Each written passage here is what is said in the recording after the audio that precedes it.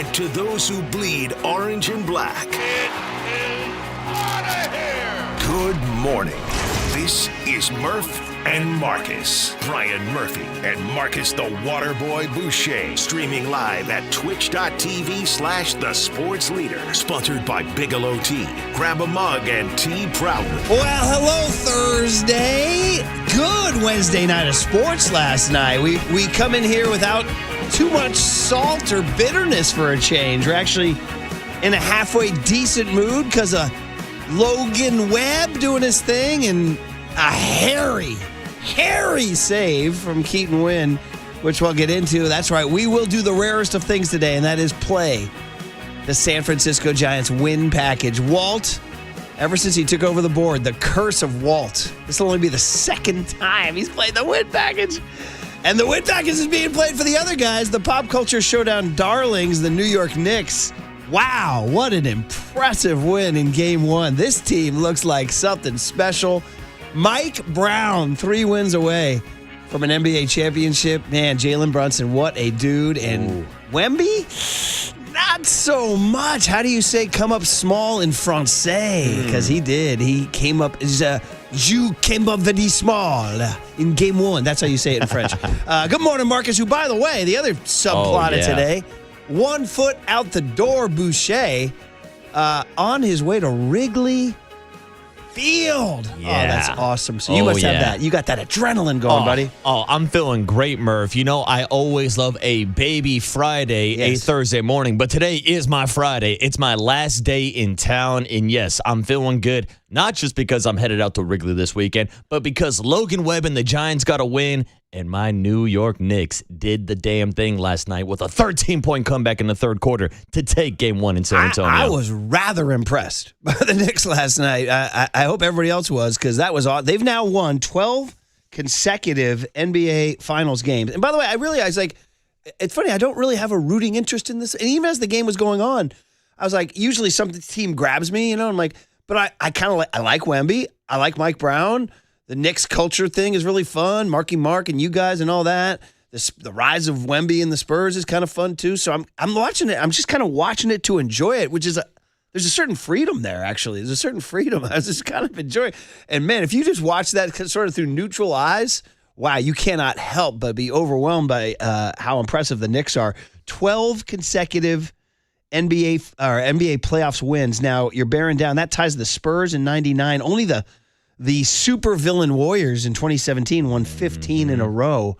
So that's where you're going, man. But yeah, wow, they handled Wemby so well, and Karl Anthony Towns outplayed him man-to-man, straight up, one-on-one, like, let's go. Your best versus mine. I got you. I mean, that was some of the best basketball I've seen Cat play on both sides of the floor, and that was going to be a huge key coming into the series, is having the ability of Cat being able to stretch the floor, because he's a great three-point shooter. Hell, he's been in three-point contests before, so he can stretch the floor. And then there were multiple times he just got by Wemby. Yes. Like, Wemby had to go all the way out to the top of the key, and Cat just zoomed by him, took him to the basket. He was great offensively, and then defensively, him and Mitchell Robinson, great job defensively on the glass against Wemby.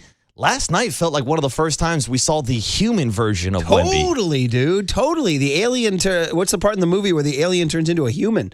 I mean, the one thing I've always thought, and, listen, who am I? I'm not Hubie Brown, right? But when I watch Wemby, and we're all enthralled by the guy, but the thing that's been nagging at me every time I see him is, why doesn't this guy have more of a post game? Why doesn't this guy have more of a post game? It's cute that he shoots threes, and I get it. Thanks, Steph Curry and Klay Thompson, for changing basketball forever, and that all the kids do is launch threes. But a guy like that should be dominating down low. Hakeem Olajuwon, Moses Malone, Kareem Abdul-Jabbar, all the bigs I saw. He's never truly developed that, and that came back to haunt him last night. Like, he could not establish himself in the paint or down low, and he's 22. Listen, check back in the 2031 NBA Finals. The guy might be skyhooking like Kareem all day. I don't know. But right now, he has an unpolished game in the paint, and they kind of we've been talking about this guy's the greatest player in the history of the game, and now we're talking about him getting quote-unquote exposed, but he had a bad game. Listen, it happens. I'm not going to bury him or the Spurs, but, there are 7-game series, and you go back and look at the Michael Jordans of the world, the Steph Currys of the world, LeBron James, anybody, Kobe, Shaq, Bird, Magic, anybody. They don't all play great every game. No. They don't. So it's one of these things that's sort of a misconception. Actually, Shaq and Charles have been arguing about that. Shaq thinks great players have to play great every game, and Charles has been saying you don't. And then Charles called him out, and he's like, that's when I was young, though. That doesn't count. That was before I morphed into the Diesel. By the way, I just have these moments last night. I watched those guys for so long last night. I just like, this show's the best, man. They're so good. I freaking love that show. I almost look forward to it more than the game. Like the game ended, I'm like, cool. I got inside the NBA. I'm going to watch this for the next hour. No joke. Sometimes during the regular season, I'll just see like what game is on TNT or I guess now ESPN and ABC, and I would just find when it was going to halftime just so I could tune in to see the inside the NBA guys. It was great. I mean, they're so good. And it was awesome. And congrats to the Knicks. They stole game. I don't know if they stole it. They just outplayed them, especially, down 14 in the third quarter to come back and win it. Just the presence, the calm. And Jalen Brunson, who didn't have the best shooting game, was the best player in the building in the fourth quarter when it mattered most. Mm-hmm. I mean, this guy's turning into an absolute lethal freaking killer right before our eyes. Dude, he's got ice in his veins. He was the NBA Clutch Player of the Year. Like, this is a guy that routinely gets the job done in the fourth quarter. I saw a couple of stats going around yesterday, just going back over the last 3 playoffs since 2023. He's got the most clutch points in the entire NBA, and he's like 50 or 60 points ahead of SGA in the number 2 spot. Wow. Like, he is, like, to your point, did not have a great 3 quarters. Even the first quarter went down with the knee injury, then the ankle injury, but you can never give up on Jalen Brunson. I said it yesterday. I still think he's one of the most underrated players in the league, but last night he showed his stuff in the fourth quarter. I mean, listen, he's got to finish the job, but right now it's one of the great runs you're ever going to see. I'm really impressed. I mean, Vegas thought the Spurs were the favorites. Most everybody thought whoever won the West was going to be the favorite. Man, the Knicks are like, we're crafting a different story here, buddy. Yeah. We're 3 wins away from making history. It's been 53 years since the New York Knicks won an NBA championship. Oh, my dad was in 7th grade the last time the Knicks won the championship. I was not yet totally online. Just kind of, I don't know if so I was 5 and a half going on 6. So what year were you born again? 92? Me, 92.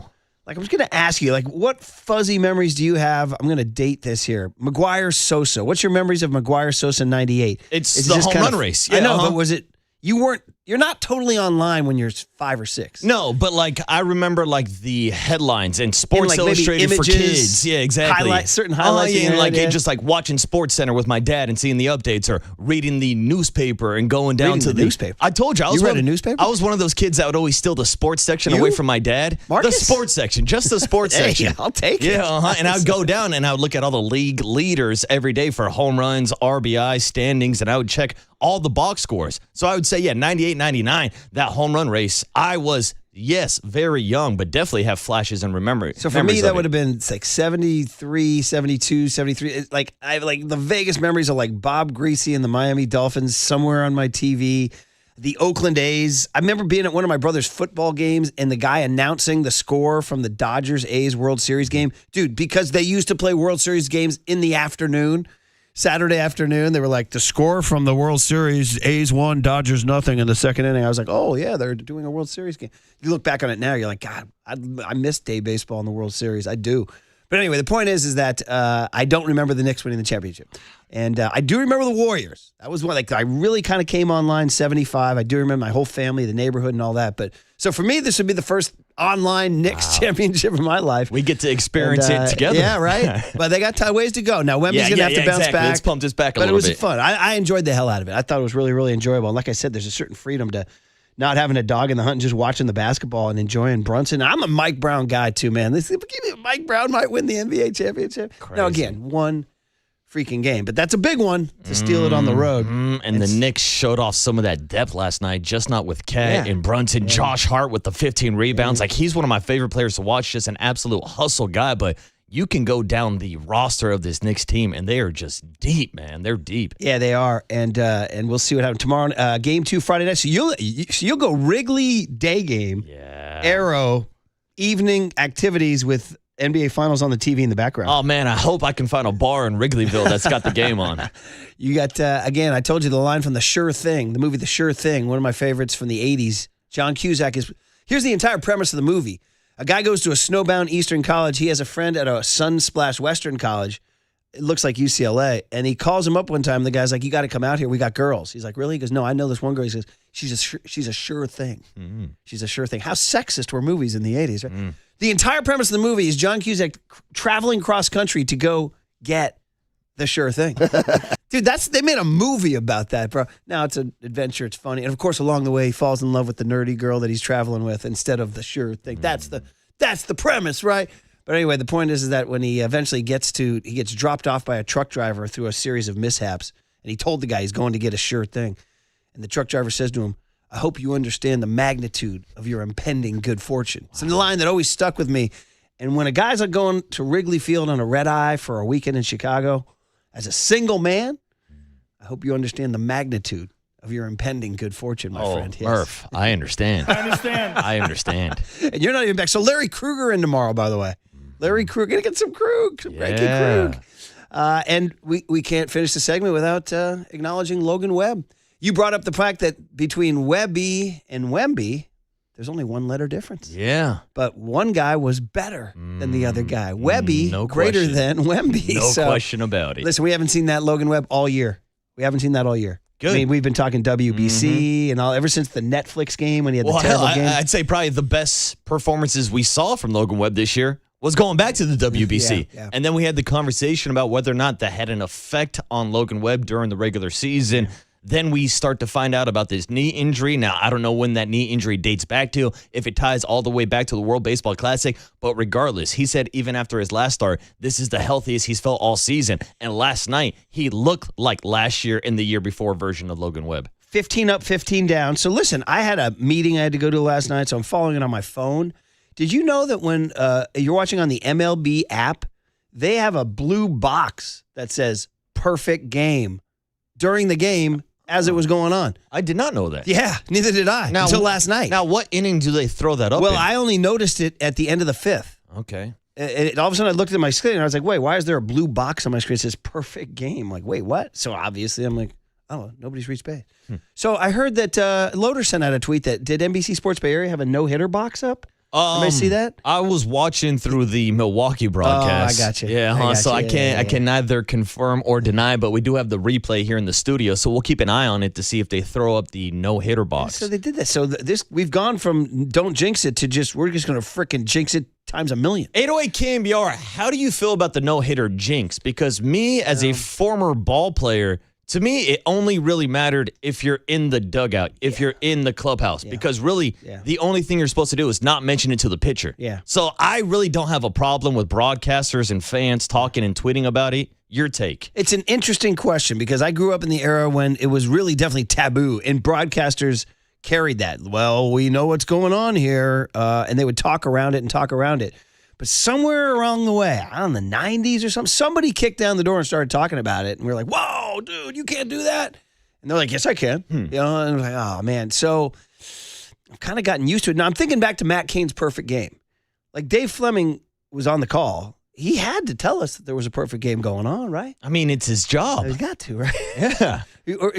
Or does it just talk around? Do you just say 24 up, 24 down? Does that count as jinxing it?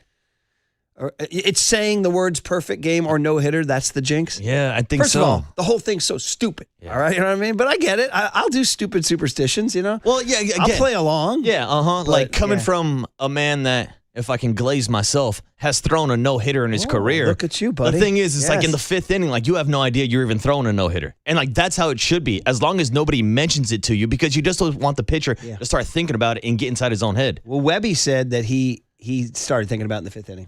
Someone must have said something. No, Somebody must have said something. They start staying away from you in the dugout. Yeah. Anyway, 15 up, 15 down. He took it into the seventh, which isn't, overnight Dave pointed that out. That's not flirting with history. He said 8 2/3 is flirting with history. He's right. Yeah. Yusmeiro Petit, I think, had 8 2/3 perfecto back in 2012 or something like that. Yeah, that's But anyway, history. We don't need to talk about the Giants not even putting up a crooked number. They put up a up and down number. 1 run from my guy. But we'll get into it as we play the win package here. Let's have Shane Robinson whip out the phone, call Rob Manfred. Manfred said, look, I'm dealing with the MLB Players Association. Are you guys even still in the league? He said, I know. I can't say anything to you, Commish. Just put it in the book. San Francisco Giants 1, Milwaukee Brewers 0. Beautiful baseball. Beautiful baseball. Oh, yes. Beautiful. Oh, that's beautiful. I want to say something to the fans. You guys need to get loud. Make some noise for Tony's first. Cholo mentality, gun ho. God didn't put a spirit of fear in me.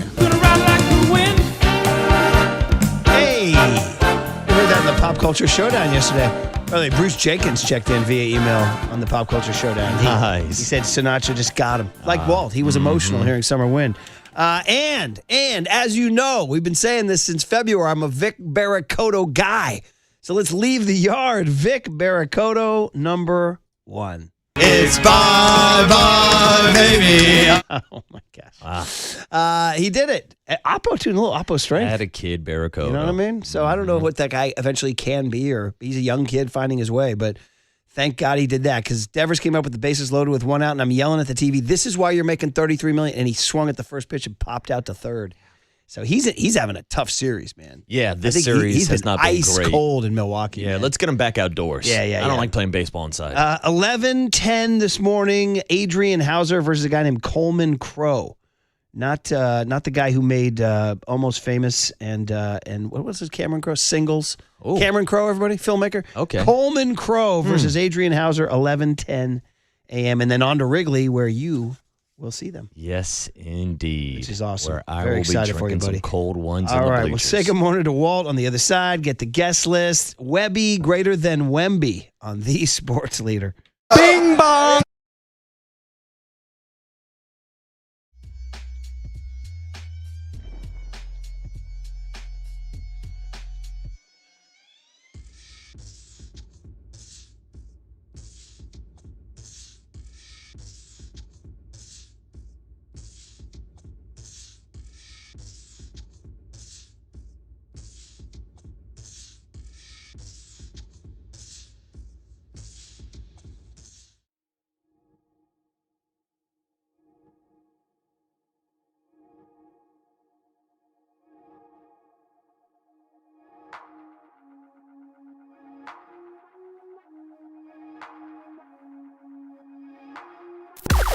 Now, from the O'Donnell Financial Group Sports Desk. Learn more at odfigroup.com. O'Donnell Financial Group, because planning is a process, not a product. Logan Webb lit the beam yesterday in Milwaukee. Light the beam. But now Walter wants me to ask you if the Giants should light up the trade deadline and trade away Logan Webb this season. Let me be clear. Walter is making me ask this question. I don't want to trade Logan Webb, but 808 KMBR is the number if you think the Giants should tear it down, rebuild, and trade Logan Webb.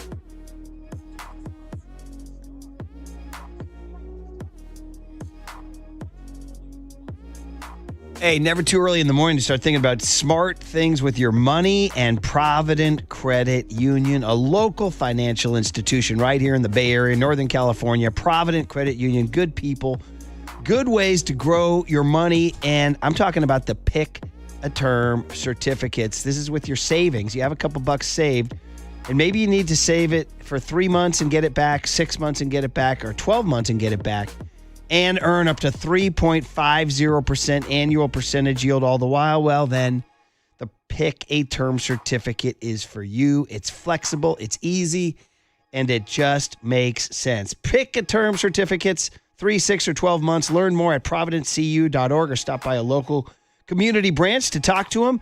Step up your savings game. That raise effective May 5, 2026. Minimum balance of $10,000. Early withdrawal penalties may apply. Federally insured by the NCUA. Provident Credit Union. Discover the best in retail and business banking right here in your community. Limited time offer. Start saving today.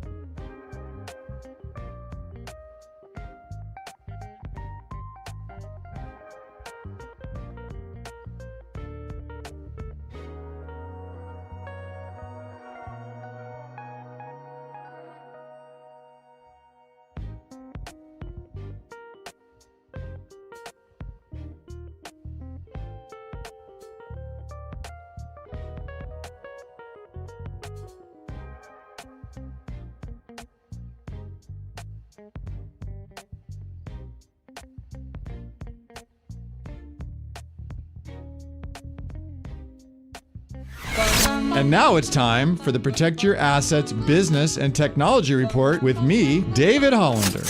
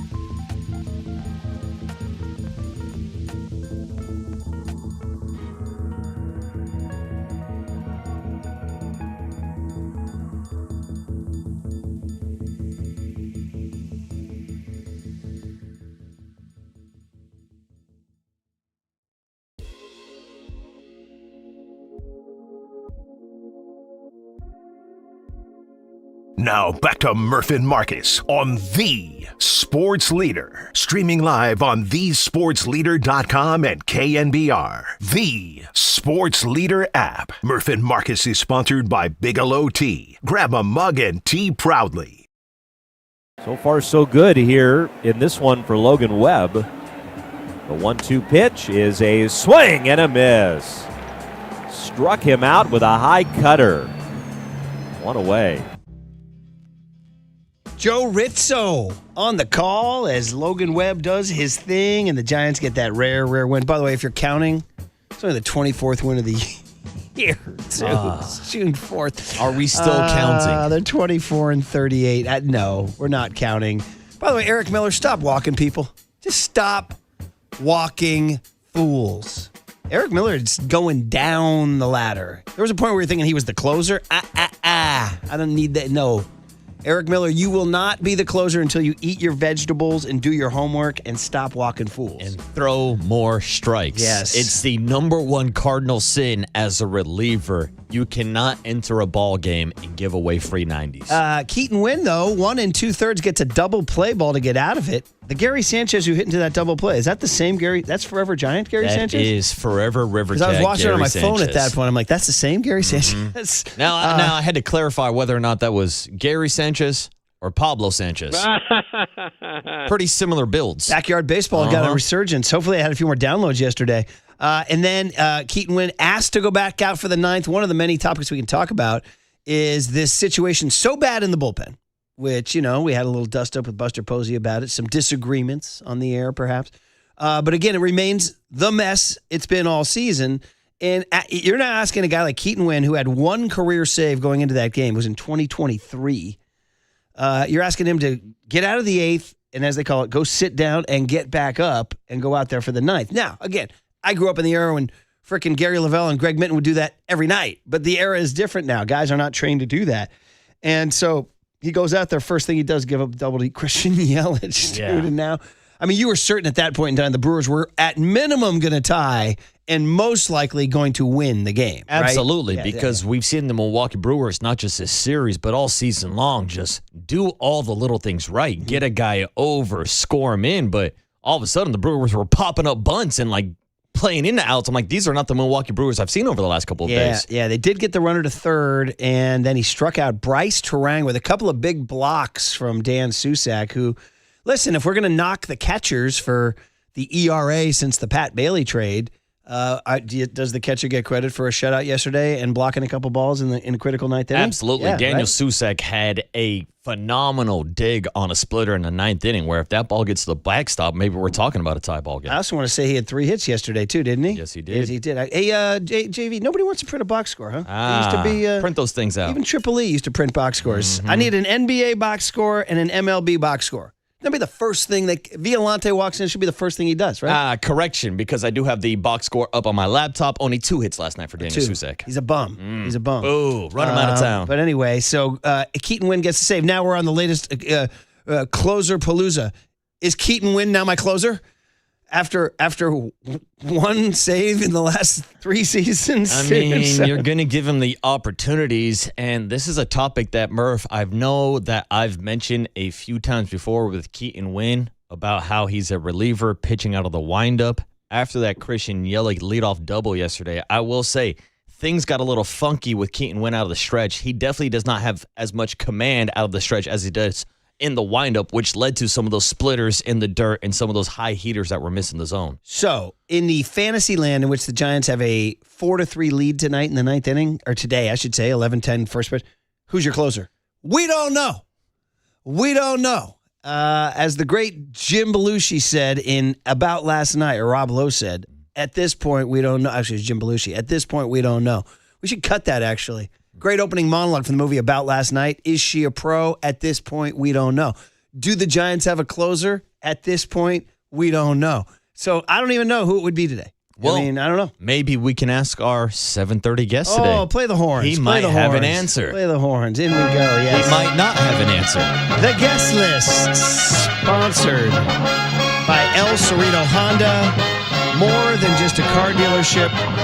We're family. And good morning, Walt. How you doing, buddy? Let me help you out here. Good morning. How are you? Good morning to you. You How doing you well, doing, buddy? Doing well? I'm doing good. Giants Doing win good. make you Feeling happy? good. Oh, yeah. All Mental right. state is perfect right now. How was baby Christian's sleep last night?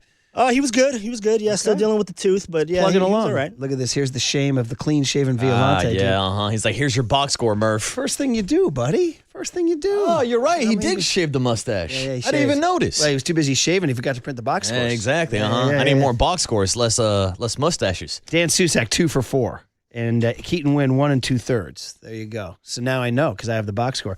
Just like I know from the box score that Josh Hart was a plus 22 last night, which Platzi is evangelistic about this morning. Texting me ferociously saying, you haven't talked about Josh Hart's impact on the game. Oh, man, we can spend the entire show talking Josh Hart. Like, he is such a stud hustle player. Like, he does this all season long. He's maybe the heart and soul of that Knicks team. Like, he Platzi brings... hit a gusher here. I like it. Dude, he's so fun to watch. Like, he's the type of guy you want on your team. Like, he does everything right. And you saw it yesterday with 15 rebounds. He's not 7 foot. He's not the tallest guy on the court, but he's just unstoppable when it comes to outworking people. Respect. Respect. Yeah, All right, Josh there you Hart go. is a dog. All right. So anyway, so Walt, I was going to say to you, buddy, the win package, there's some controversy because you played it, which, you never do because the Giants never win, right? And an eagle-eared listener said, hey, wait a minute. The win package is supposed to feature Kipe saying, you got to get home, you got to get home, you got to get home. And I was like, 831, dude, you're more on it than we are. Yeah. That's how good 831 is.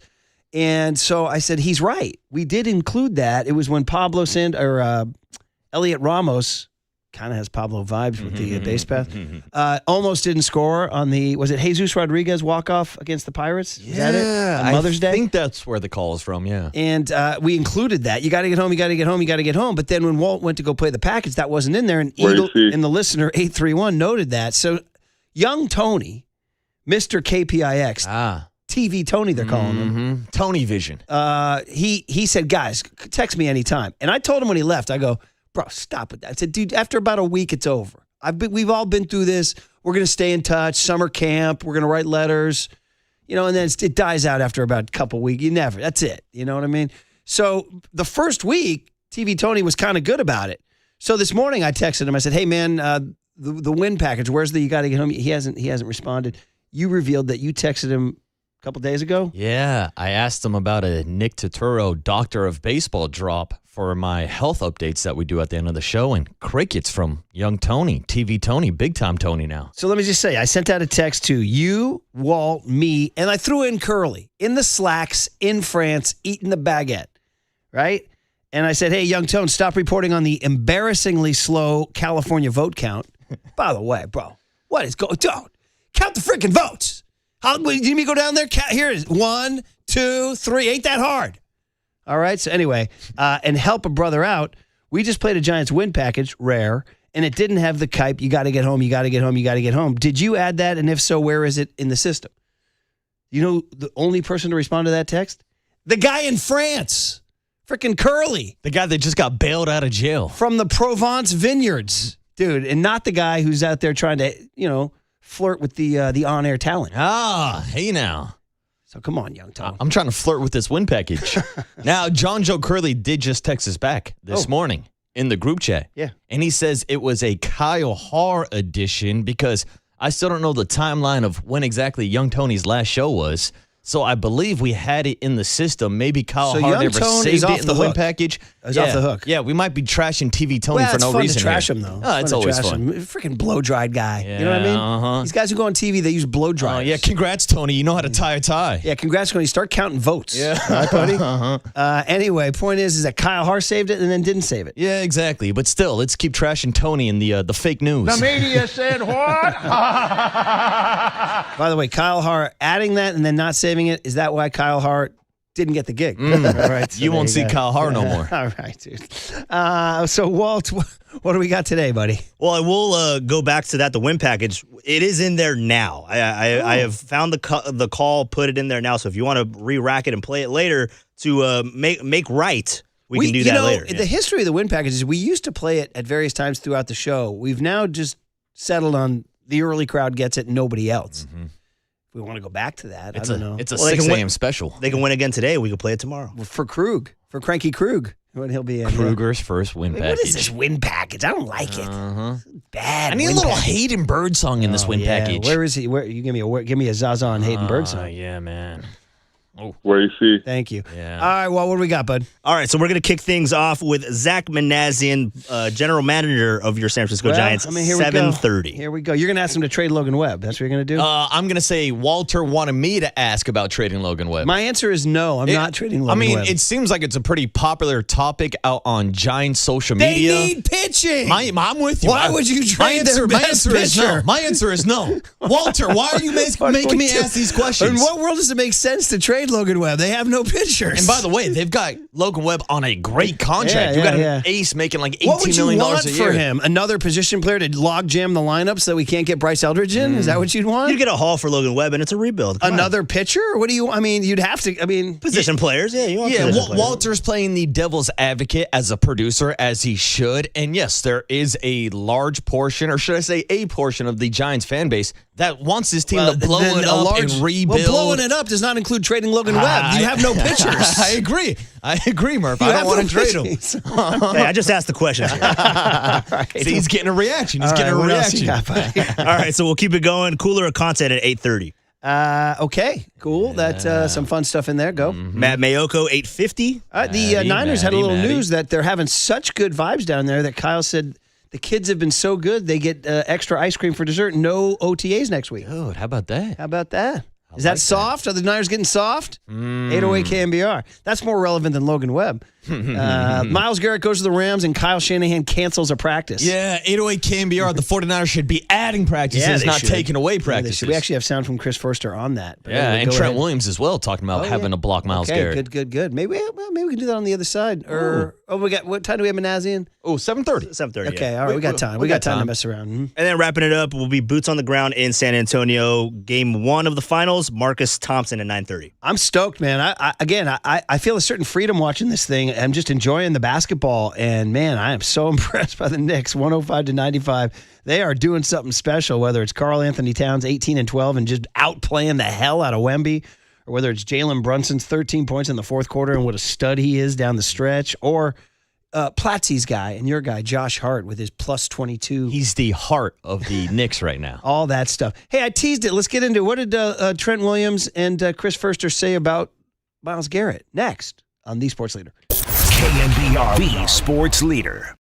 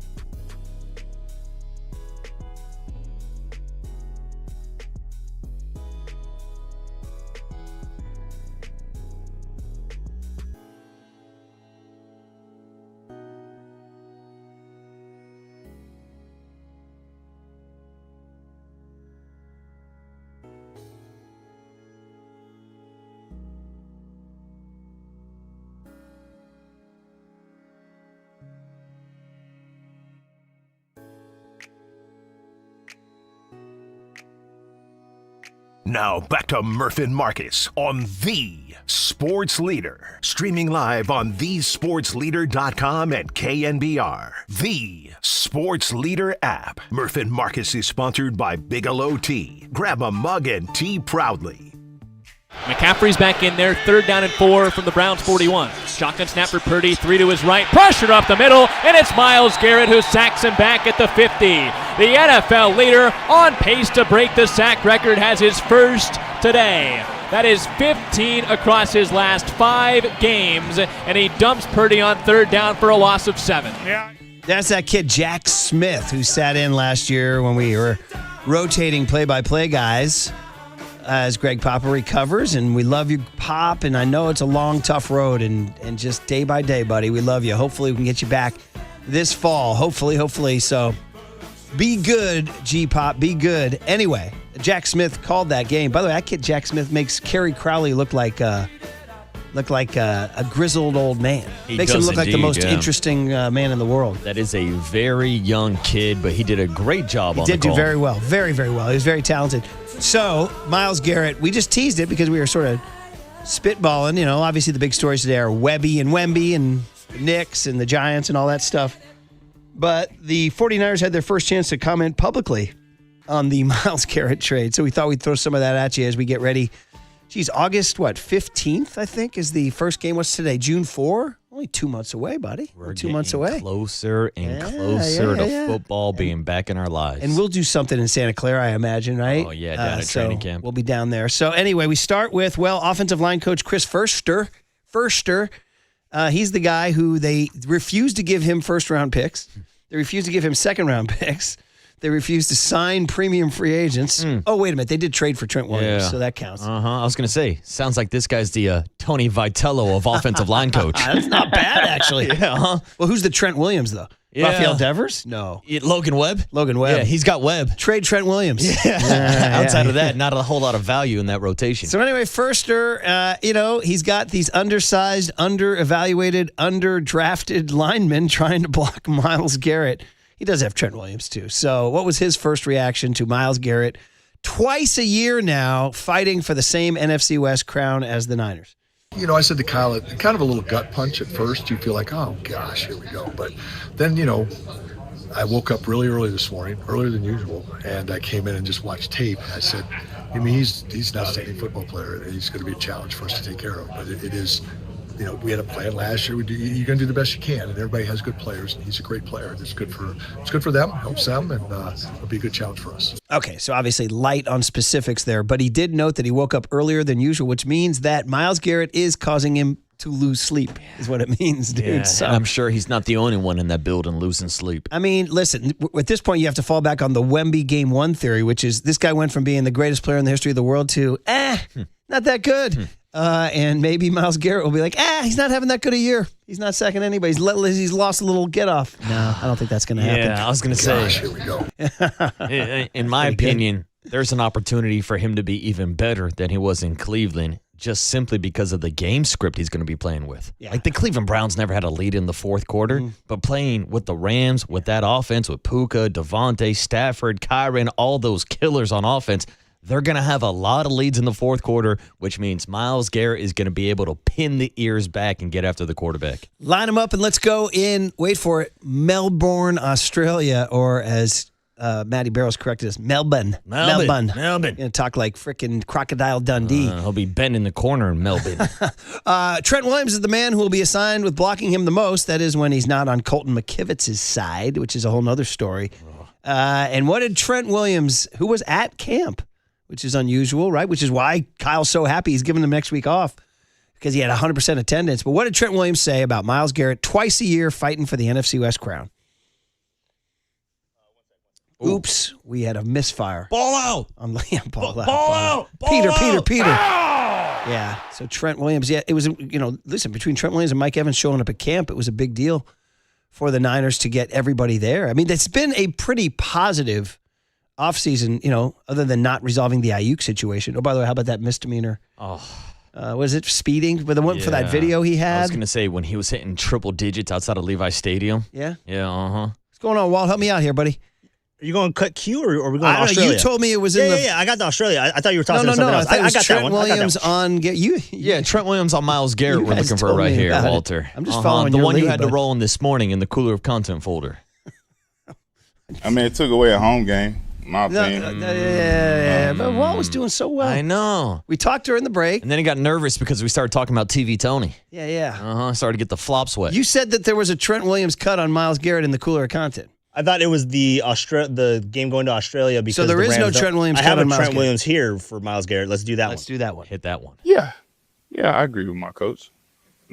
I mean, at the end of the day, you got to go out there and play. Myles is the scary part is he's still a young player, so he's still going to get better. And I know it's scary after seeing what he did last year, so I'm never expecting to run into the same player. I know that we see him week 1 in Australia. He probably will be a little bit better than he was last time I seen him. And, just got to buckle up, man. It's going to be tough. I ain't the only one got to block him here. It's 31 other teams got that same news. So, it is what it is. Oh, man. It's a pretty good cut, actually. When at the very start, his high pitch, yeah. Play the very start of that again. Kind of like, yeah. Like, how do you guys? Yeah. Kind of like, hey, did you guys hear Mike Holler was made program director at KNBR? Yeah. Yeah, that's my reaction. Yeah. Almost went full JD on you. Are you having a good time? There you go. Yeah. That'll be Kruger tomorrow. Krug, you having fun? Yeah. Oh, poor. Yeah, so he's- Trent basically just said, yo, dude, there's no getting around this. Dude. He's a load. And he said he might be better. Yeah, he said he's going to be better. I agree. Not only because of what I just said about the game script, but because of who he's going to be lining up next to also. Like the Rams overall have a better defensive line, more depth than the Cleveland Browns. So now he's going to get better matchups, one-on-one opportunities. I guess maybe one of the most positive news pieces we got yesterday was George Kittle saying he's on track and even maybe potentially ahead of schedule to be playing week 1 down in Australia, which you're going to need George Kittle. You're going to need everybody to put some chip blocks on Myles Garrett. That's kind of incredible. Speaking of Kittle, cut Jay Walt. He was asked about Myles Garrett because he's involved in that chipping situation. So what did Kittle say? You heard the Rams traded for Myles Garrett. Good for them. I mean, nothing I can do about it, but they traded for him for a reason. We're in a very good division. It's going to be a really fun challenge. Boy, that sounded like a guy on a witness stand, Where were you on the night of September 3rd? I was at home. Good for them. What were you doing? Watching TV. I played the 5th. He was very, very, very minimal with the details. That's one of the shortest answers we've ever got from George Kittle. Good for them. They have a good team. The object of the game is to score more points than the other team. Someone's got to block them. We play in Santa Clara, California. Just start saying random facts. We have a substation next to us. Oh, geez. Saw a picture of Ricky Pearsall catching a pass, and the angle showed the substation from away. I hadn't seen it. It was way bigger than I remember. Oh, no. I think that thing has expanded. There might be something to that. Anyway, Mac Jones then, finally to lighten it up. A good old Mac. You got to love Mac. He's going to show up in the cooler of content, too. But he cut Walt, about what he thought. Because, who knows? He had to, listen, we hope Brock Purdy's healthy, but if he's not, Mac Jones is going to be the guy who's going to feel Myles Garrett coming off the edge. So, Mac, what did you think when the Rams got Myles Garrett? I think I was in the hallway, but someone showed it to me. I was like, it's AI, whatever. But then they were like, I saw the blue check, and I was like, no, click on his profile. I want to see it.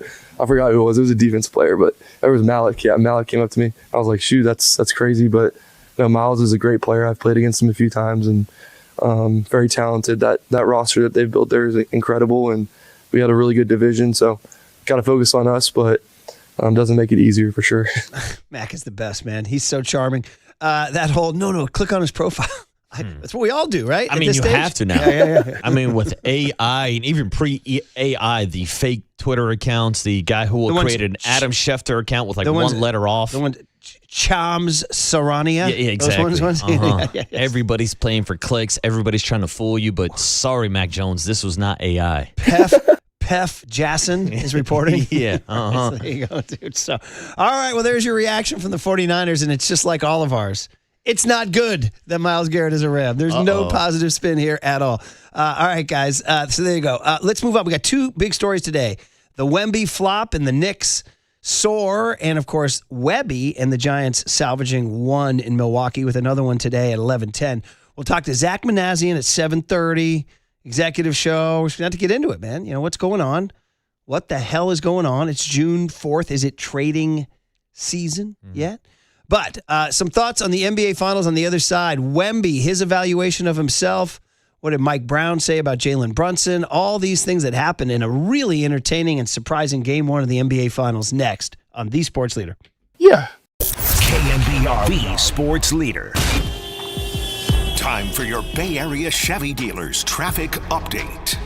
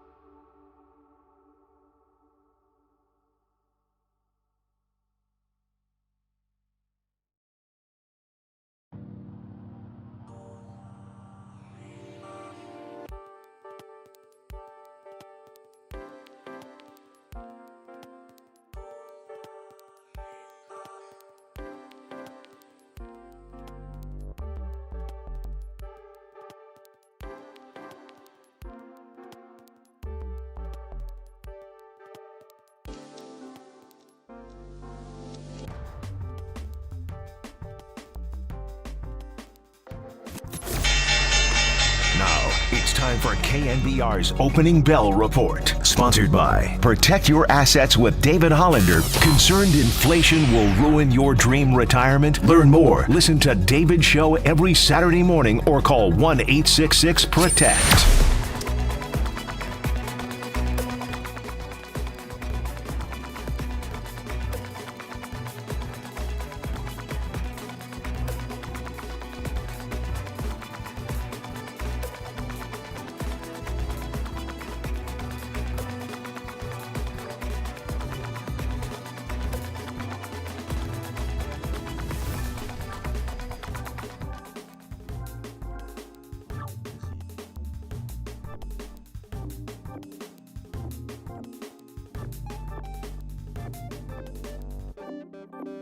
Listen to the sports leader anytime, anywhere. Download KNBR, the sports leader app. Murph and Marcus continue live from the Casino Matrix Progressive Jackpot Studios. Casino Matrix. Progressive jackpots are here. Where are you? Just drop in. 1-800-GAMBLER. No, of course not. I agree with the coach. And, it's the same. Every team guards differently, I'm going to figure it out. It's, I was bad tonight. It's not more complicated than that. There it is, Wemby. I was bad tonight. It's not more complicated than that. Pretty frank admission there from the 22-year-old kid who was really bad. 6 out of 21. And Marcus and I were just talking about some of those sloppy plays down the stretch, man. There were times he just kind of drove the lane, not really with a plan. He got bodied up. The ball came out of his hands. He turned it over 6 times last night. He was dribbling the ball off his foot with a minute left to go in the fourth quarter. There was a sequence where he chucked up a three-pointer off the side of the backboard. Bro, Wemby throwing up bricks. I mean, man, oh, man. We follow this. I told Marcus there's this pretty cynical Twitter follow, this guy Barry. He rips Tom Brady every chance he gets. But he had a pretty funny tweet. He says, Wemby every other game offensively, and sent a screenshot of, who's that guy? Taco Fall? Taco Fall. Yeah. That's a pretty funny tweet. My favorite tweet from last night, I don't know if most people even remember this, the All-Star game this past year, and you know how they do like the skills challenge? Yeah. Remember Wemby tried to rig the system, and he was just throwing chest passes at the rim? Somebody put that on as his highlight tape in the fourth quarter. Wemby just chucking bricks at the backboard. Damn! How fast we turn on Wemby. He was we had Nike ads saying he was from an extraterrestrial galaxy. And now we're like, he's Taco Fall. Yeah. Yeah, exactly. Well, now you're looking at him like, your blood's the same color as mine, mayonnaise. Yeah. I learned that from you, Murph. God, my heart is full right now, man. My heart is full right now. That felt like the first time we've seen a human version of Wemby. Lou Gossett Jr., Sergeant Foley with the showdown with Gear in the hangar.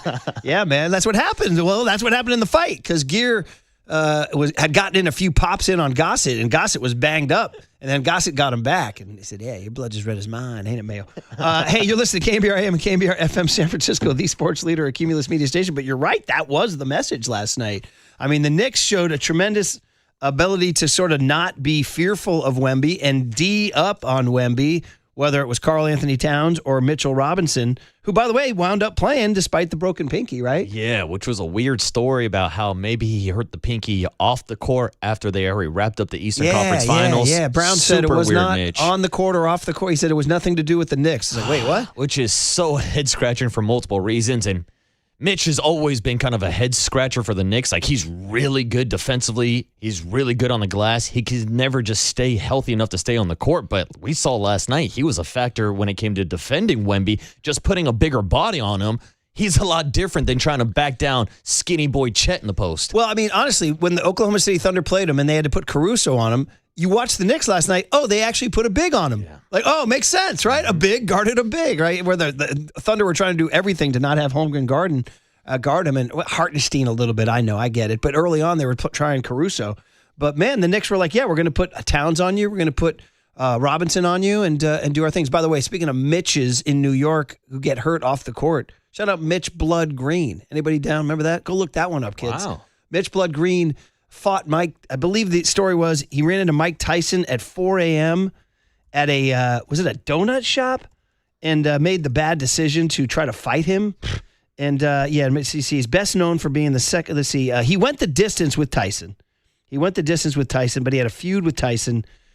In the early hours in Harlem, August 23rd, 1988, Tyson and some friends were shopping at Dapper Dan's, a Harlem clothing store, not a donut store. Dapper Dan's. Green had heard Tyson was in the area and found him demanding a rematch. A scuffle ensues. Green allegedly threw a punch.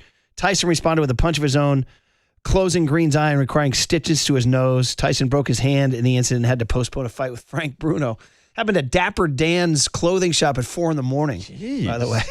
How about the all-night clothing shop in Harlem, bro? Yeah, what's the clothing store doing open at 4 a.m.? I miss the 80s, man. I miss the 80s. I'm guessing there were other things going on at that clothing store. Anyway, Mitchell Robinson breaking his pinky. Was he Mitch Blood Green going to Dapper Dan? This is not the first time that this has happened in New York Knicks history. One time, Amari Stoudemire punched like a fire extinguisher and tore up his hand. Yo! Yeah. Come on, man. What are we doing here? But anyway, the point is he played well, and as did Karl Anthony Towns. Charles Barkley, after the game, was going on and on and on about he thought Karl Anthony Towns was the best player in the building, better than Jalen Brunson, better agree. than Platzi's John Hart glaze. Yeah, I mean, Josh Hart was all over the court with his 15 boards, and Brunson clutch time 13 points in the fourth quarter. But yes, the Knicks came back yesterday because of Cat offensively and defensively against Wemby. Now, we need to talk about this guy. I actually read a really good story yesterday that I had never read that was written by Ian O'Connor of The Athletic, that in early May he was writing about Karl Anthony Towns and what's happening to his career. So we all remember this guy at Kentucky, right? He was the number 1 pick in the draft, right?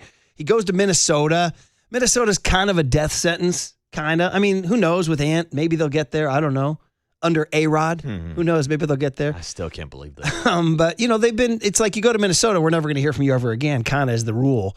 But again, maybe Ant's going to change that. And Cat had a little success there. But so I don't want to say, you wouldn't say he was a disappointment. He's an all-star. He's a great player, but he's not going to be a champion. Yeah. He's never going to be a champion. No, I thought. didn't think so. But you would think like that combination of Anthony Edwards and Cat would be like perfect chemistry. They ended up moving him in the Julius Randle trade, and it's kind of worked out for both teams moving forward. But Cat's been a perfect fit for being able to stretch the floor for the Knicks. This guy's always been known. He got made fun of for his squealing right on the court, isn't that when he does his high pitch? Oh my God! That's it, right? Is there a perception that he's soft? Yes, there is. Right. So this story, he's also, I think, by all accounts, a really good dude. And this story I read was very touching. When he was a freshman in high school in New Jersey, one of the alums of his school was a Marine who got killed in Afghanistan. And Karl Anthony Towns was a freshman, 6'10", by the way, 6'10" as a freshman. And he went to the funeral, I guess because, was an alum of his high school, and he was very touched by the whole story of this guy sacrificing his life, choosing to enlist in the Marines and all that. And he got in contact with the family. And he, as a young man, as a freshman, and he said, I'm going to do something special. And the next game, the kid was 25 years old when he died. And Karl Anthony Towns said, I'm going to go score 25 points in honor of him. And he scored 25, and then he stopped. And his teammates are like, aren't you going to score? And, come on, dude. He's like, no, I'm going to pay. It's my tribute to the family. Family was very touched. It started this lifelong friendship where he's been in touch with this family all along, even through Kentucky, through Minnesota. He constantly texts the mom. The mom sends him like blankets and stuff. And he got her to a Knicks game. She never wanted to bother him for tickets, but he got her to a Knicks game in April. And he still talks about this guy who he's like other people's lives affect everybody's life. He's like unbelievable. It's an incredibly touching story. So he comes off really, really well as caring about other people, And then he has a game like last night where he goes off. That wasn't soft last night. No. He was not soft last night. And then he does the Inside the NBA on TNT. I was watching this live. I don't know if you were watching this. And he was given this really thoughtful interview with Shaq and Charles and Kenny and Ernie. Here's what he said. This started to go viral last night here. I don't know what it was, but I just felt a calm and a peace that, had to come from the woman above. So I felt really confident about today. I felt good. I felt like a kid. It felt like it was just fun out here. This is something that as a kid you always dream about.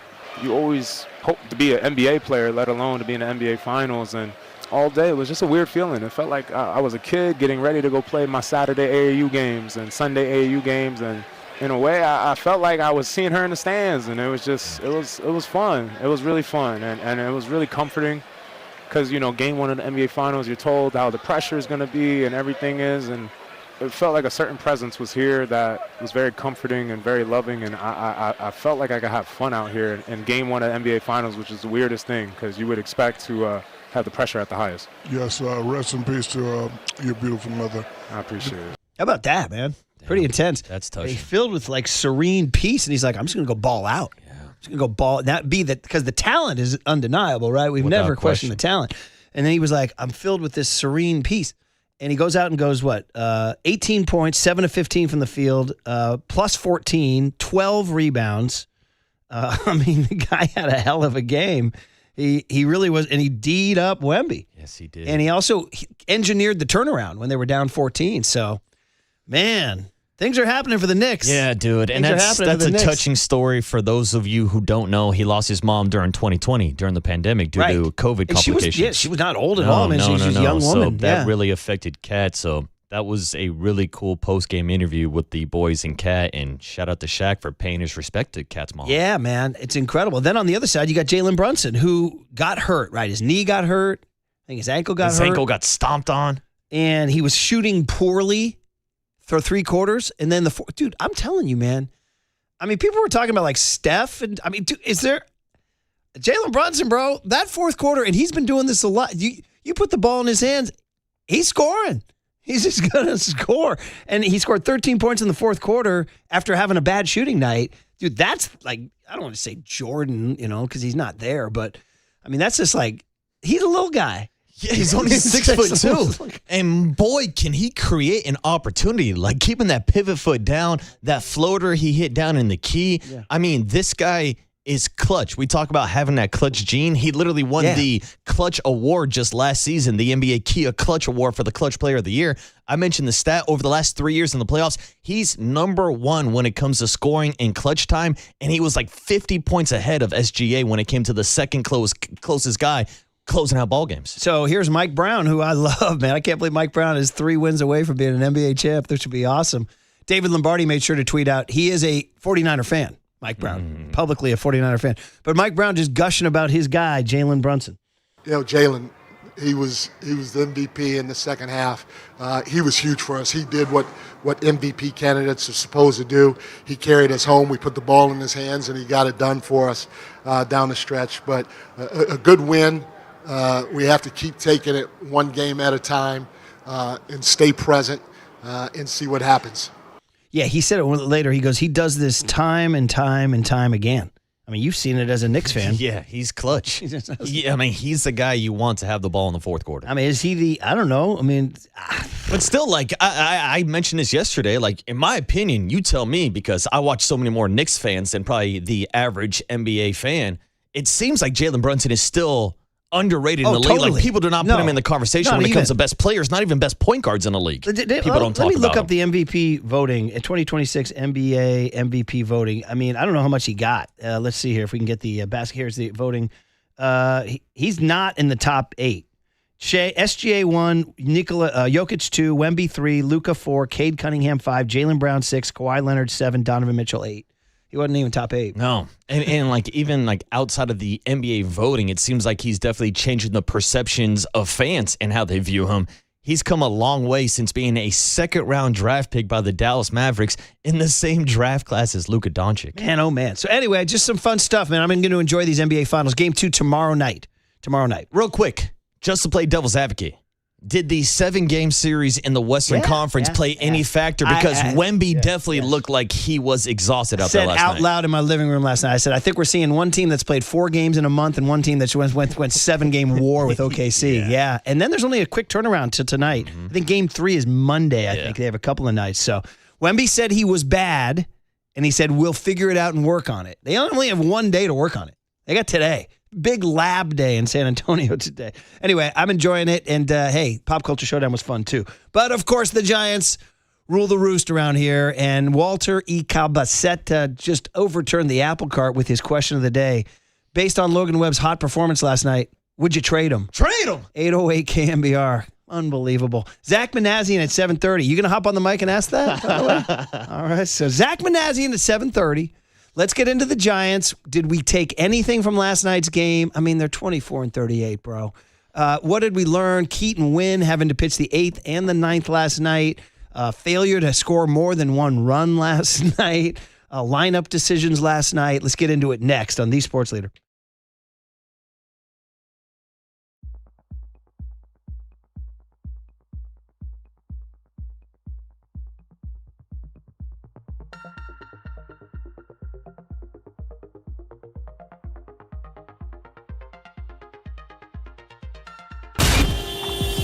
Time for your Bay Area Chevy dealers traffic update.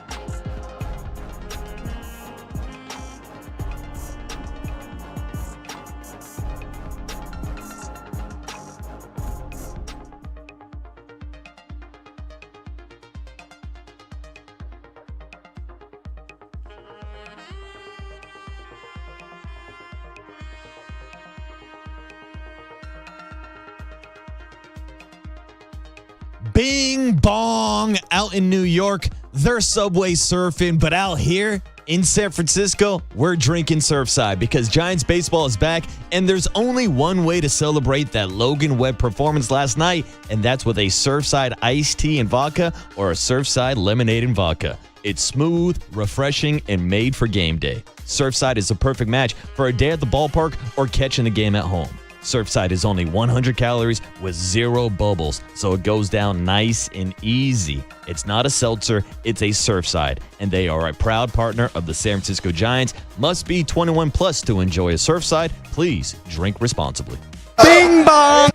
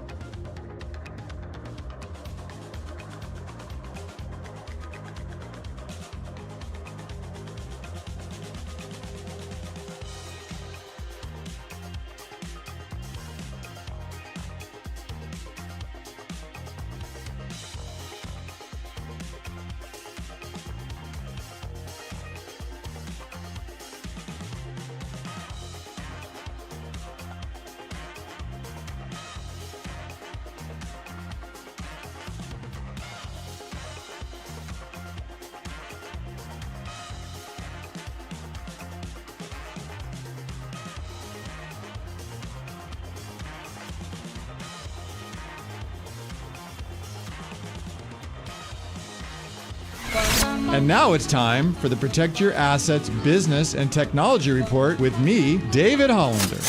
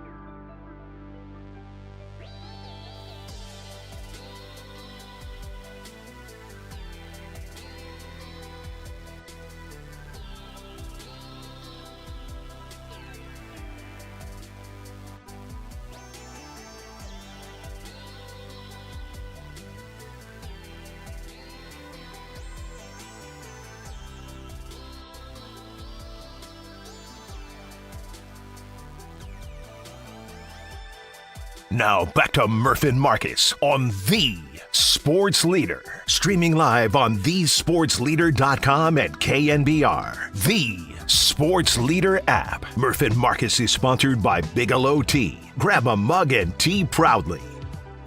Oh, yeah. Let's go. Zach Manassian is going to join us at 7:30 for the executive show. And let's talk some Giants baseball leading into that because they freaking won a game.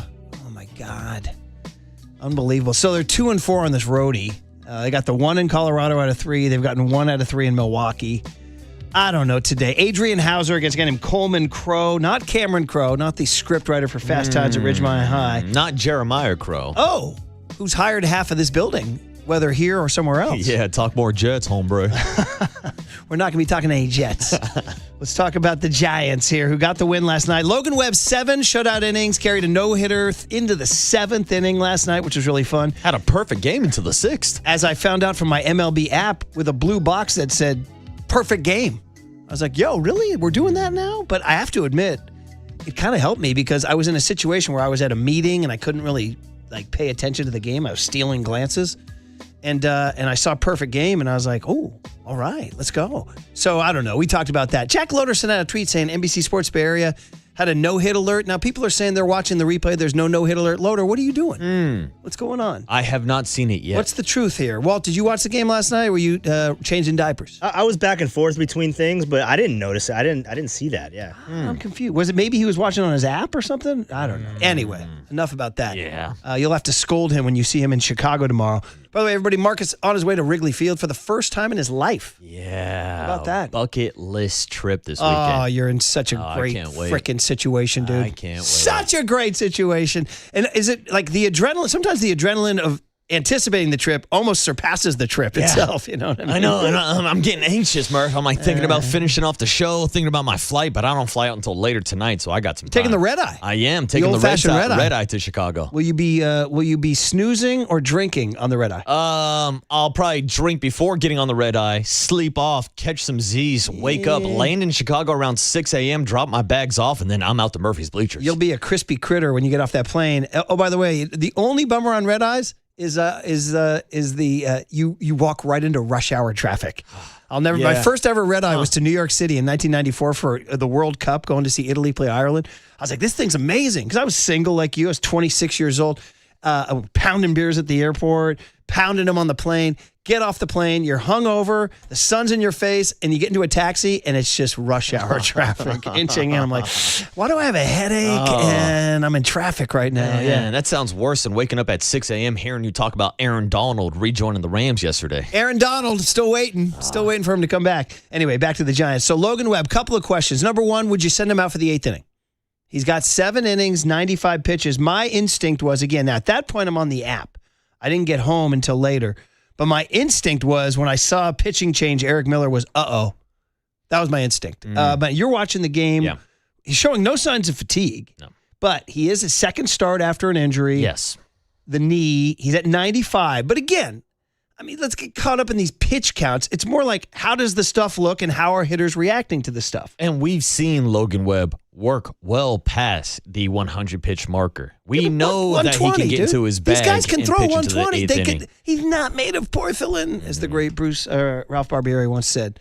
So, I mean, did you want him to go to the eighth inning? Yes, me personally, knowing the workhorse that is Logan Webb, I would have sent him back out there. But I'm also not Logan Webb. To your point, this is only his second start since coming back from that knee injury, so that might have played a factor as well. But yeah, anytime any starting pitcher comes out of the game for the Giants, I have questions about who's coming in next and how the hell they're going to close out a ball game. So, according to the stories I'm reading here from the beat writers, Andy Bagley said he would not have gone the distance. He said the Giants bullpen started warming up in the 6th, and Vitello made a call for Eric Miller right when Bryce Terang got the hit. Here's the Logan Webb quote. There's a lot of voices going on in my head, and I was like, you have a no-hitter, you have a no-hitter. Webb said, smiling, I know that there's like a jinx thing, and I was already saying all that anyway, but I'm going to blame Tony because he did call down to the bullpen right before I gave up the hit. Wow. 808 KMBR, is there dissension between Webb and Tom Kim? Right, so. Also, interesting note, he wore a PitchCom controller on his belt and called his own pitches for the first 4 innings. That's notable. This is not something he does, and it was Dan Susak behind the plate, so you're like, uh-oh, is there a lack of trust? Well, I would say this. They're just getting to know each other, bro. Mm-hmm. This is like they're on the early stages of a road trip, cross-country road trip. They're like driving the first hour. So what music do you like? Where'd you go to high school? I don't know, just getting to know each other right now, dude. So what else? Well, exactly, dude, exactly. But here's the interesting factoid that says, according to the reporters after the game, after the first 4 innings, Susak took over. So it was like a little baton pass once he saw what was working. Yeah, so I can blame Susak for the perfect game in the no-hitter disappearing. Hey, listen, no joke. One of the storylines of this entire season, these next 4 months, is developing Daniel Susak as a defensive catcher. He's the guy. I mean, opening day 2027, he's your catcher. Yeah, no question about it. And I would say that I don't think there's a lack of trust right now, but there's definitely a lack of chemistry because, to your point, these guys have not been battery mates for that long. You know, it's kind of like us with Walter on the board. We're still figuring out our team chemistry here at the Sports Leader. That's pretty good. Yeah, I like that. He's our new catcher. It's true. He's got to know It's what very fingers. true. He's got to know, and sometimes we're going to shake him off. Sometimes we're going to call our own pitches and throw him a curveball. Walt. And there's been a couple times we've crossed him up already. This is all true. All very true. We got to get that chemistry. That's a really good analogy there, buddy. Webb's quote on that was, quote, I thought maybe if I use PitchCom, he'd kind of see the way I like to throw a game. Good. He said by the end, he was calling pretty much the whole game. I did that with Patty when he first came up. So there you go. Yeah, I got to say, it's one of the best feelings in the world as a pitcher when your catcher puts down the sign that you're already thinking about. Yeah. Like when you get that chemistry going, when you're locked in, when you're on the same page, it makes it so much easier for a pitcher. Yeah, and then Susak also gets credit with Christian Yelich at third in the 9th inning, blocking 2 splitters in the dirt. I mean, those. I mean, I ain't gonna lie. One of my feelings was, Yelich is on third. Wynn throwing splitters. Susak is not a polished defensive catcher. You got Keaton Wynn out of the stretch, and I don't think his command is as good out of the stretch as it is in the windup, but credit to Daniel Susak, who dug a couple balls out of the dirt. I still hate the fact that catchers are down on one knee with a runner on third in the 9th inning with the game on the line, but credit to him for making those plays and digging those balls out of the dirt. Yeah, and striking out Keaton Wynn striking out Bryce Terang with Yelich on 3rd and 1. That's the biggest at bat of a while. Because, dude, here's a quote from Tony Vitello. Let's all be honest. In the room, it's a great opportunity to say, here we go again, meaning Yelich getting a third. But Keaton's composure was incredible. I mean, we'll ask Zach Manassian, and I don't know, is Keaton Wynn right now the leading candidate to be a closer? Guy has 2 career saves. He had 1 in 2023 and 1 last night. And you talked about him out of the stretch and everything. I don't know, man. So anyway, to the question of the day, trading Logan Webb. I don't know where this came from. Who started this? The internet. Social media. Somebody started this? That cesspool. Well, hop on the mic here, buddy. We're going to PitchCom you here. Where did you get this idea to trade Logan Webb, buddy? I mean, yeah, it's kind of been floating around online, yeah. Says who? Like who? It says Giants fans. Well, give me the logic on this. Giants social media, there is a portion of the fan base that wants the Giants to completely blow it all up and start the rebuild. And if you're going to blow it all up, the thought process is you'd probably get the most value and the biggest return for a guy like Logan Webb. What are you going to get? Are you going to get a right? Are you going to get a right-handed pitcher in his 20s who's one of the best in the National League? Is that what you're going to get? Because that's what Logan Webb is. Under a great contract? I mean, on a losing team. This one is zero. Yeah. 0 cents. Mm-hmm. But I mean, Murph. Again, I'm with you. Luis Arise, 1-year contract. Robbie Ray, 1-year contract. Eldridge Endeavors, logjam at first base. Those all make sense. Dude, are you kidding me? Yes. Now, Murph, let me turn some of your logic against you because we've had these conversations with guys like Max Crosby and even Myles Garrett. It's like, oh, if they're so good, why are they playing on a team with a losing record? That's the argument. As good as Logan Webb has been, there's been a lot of 500 baseball, and now you're playing sub-500 baseball with him on your roster. I mean, John Montefiore, Jack Clark was not a good hitter because the Giants never won the West. You know what I mean? I'm just playing devil's advocate. I know. You use that when it goes on basically you use that when you're just trying to kind of like win an argument or zing the other guy. Absolutely. How good could Pat Bailey be? Exactly. It's the same concept. Exactly. I got you, buddy. All right, hey, listen, we got to get going, right? We got to get going for... That's right. Cue up the music because we're going to check out the calendar before we have our conversation with Zach Manassian because it is time for your Bay Area Sports Calendar, brought to you by Surfside. It's not a seltzer, it's a Surfside, proud partner of the Giants. And the Giants will be out in Chicago this weekend. I'll see you boys at Wrigley this weekend, taking on the Cubs Friday, Saturday, and Sunday. Also, don't forget about Getaway today in Milwaukee. Shout out to the Valkyries, who will be in Las Vegas on Saturday taking on the Aces. And that is your Bay Area Sports Calendar, brought to you by Surfside. It's not a seltzer, it's a Surfside, proud partner of the Giants. Zach Manassian, our executive show. Lots of Giants questions next on The Sports Leader. KNBR, The Sports Leader.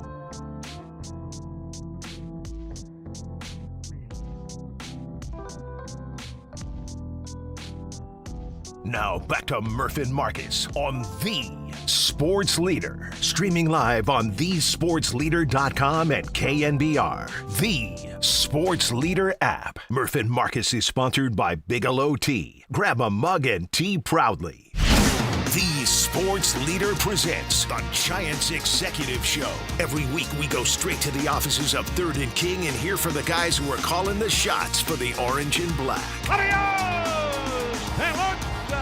Now, here are Murph and Marcus with Giants General Manager Zach Manassian on the Sports Leader. All right, we love talking Giants baseball. They got a win yesterday, but there's a lot going on to talk about with Giants General Manager Zach Manassian. The Executive Show is sponsored by Benjamin Moore Paints. Experience the Benjamin Moore retail difference at our independently owned authorized retailers today or at benjaminmoore.com. All right, Zach, so much to talk about with this baseball club. But first and foremost, good morning. How are you? Hey, morning, Zach. Good morning, guys. Yeah, I'm doing all right. We got a nice day here in Milwaukee. I'm at the field, and hopefully we get a good one today. And got a win yesterday. Logan Webb doing his thing. Reactions to that start from what you guys saw. I was wondering if he'd go back out for the 8th inning for beginners. I mean, I know that's Tony and the pitching staff's pitching coach's decision, but were you thinking he'd go back out for the 8th? No, I think he was about right under 100 and, second start back off of the IL. So I was kind of anticipating we would go to the pen. I mean, anytime Webby's running out to the mound, I feel pretty comfortable. So, so certainly wouldn't have minded him seeing out there as long as Tony's comfortable and Webby's comfortable. But happy we got the win and nice to see Keaton Wynn come in and do such a great job. Last night was one of the best performances we've seen so far from Logan Webb this year, tracing all the way back to the World Baseball Classic, and he also said it's the healthiest he's felt this year. Now, Zach, not to go too far back in time, but do you think there was any correlation or connection between the knee injury and him pitching in the World Baseball Classic? No, I don't think so. I mean, Webby would be the person to ask, but I think this knee thing that he went to just kind of sparked earlier in the season, and Webby is a super competitor and one of our leaders, and respect him trying to pitch through that. But looks like the best thing was for him to get that little IL stint rest. Feel good and nice to see the results yesterday. All right, we're going to back up big picture after the win yesterday and today, microcosm of an 11-10 start, and go big picture, Zach. So you're the general manager, Buster's the president of baseball ops. You guys have all your scouts and assistants and all that. And if I had to ask you guys, what is the general evaluation of the San Francisco Giants, 24 wins and 38 losses? You're the GM. You and Buster put this thing together. How do you guys evaluate this team at the 62-game mark? Yeah, I think it's pretty basic, disappointing.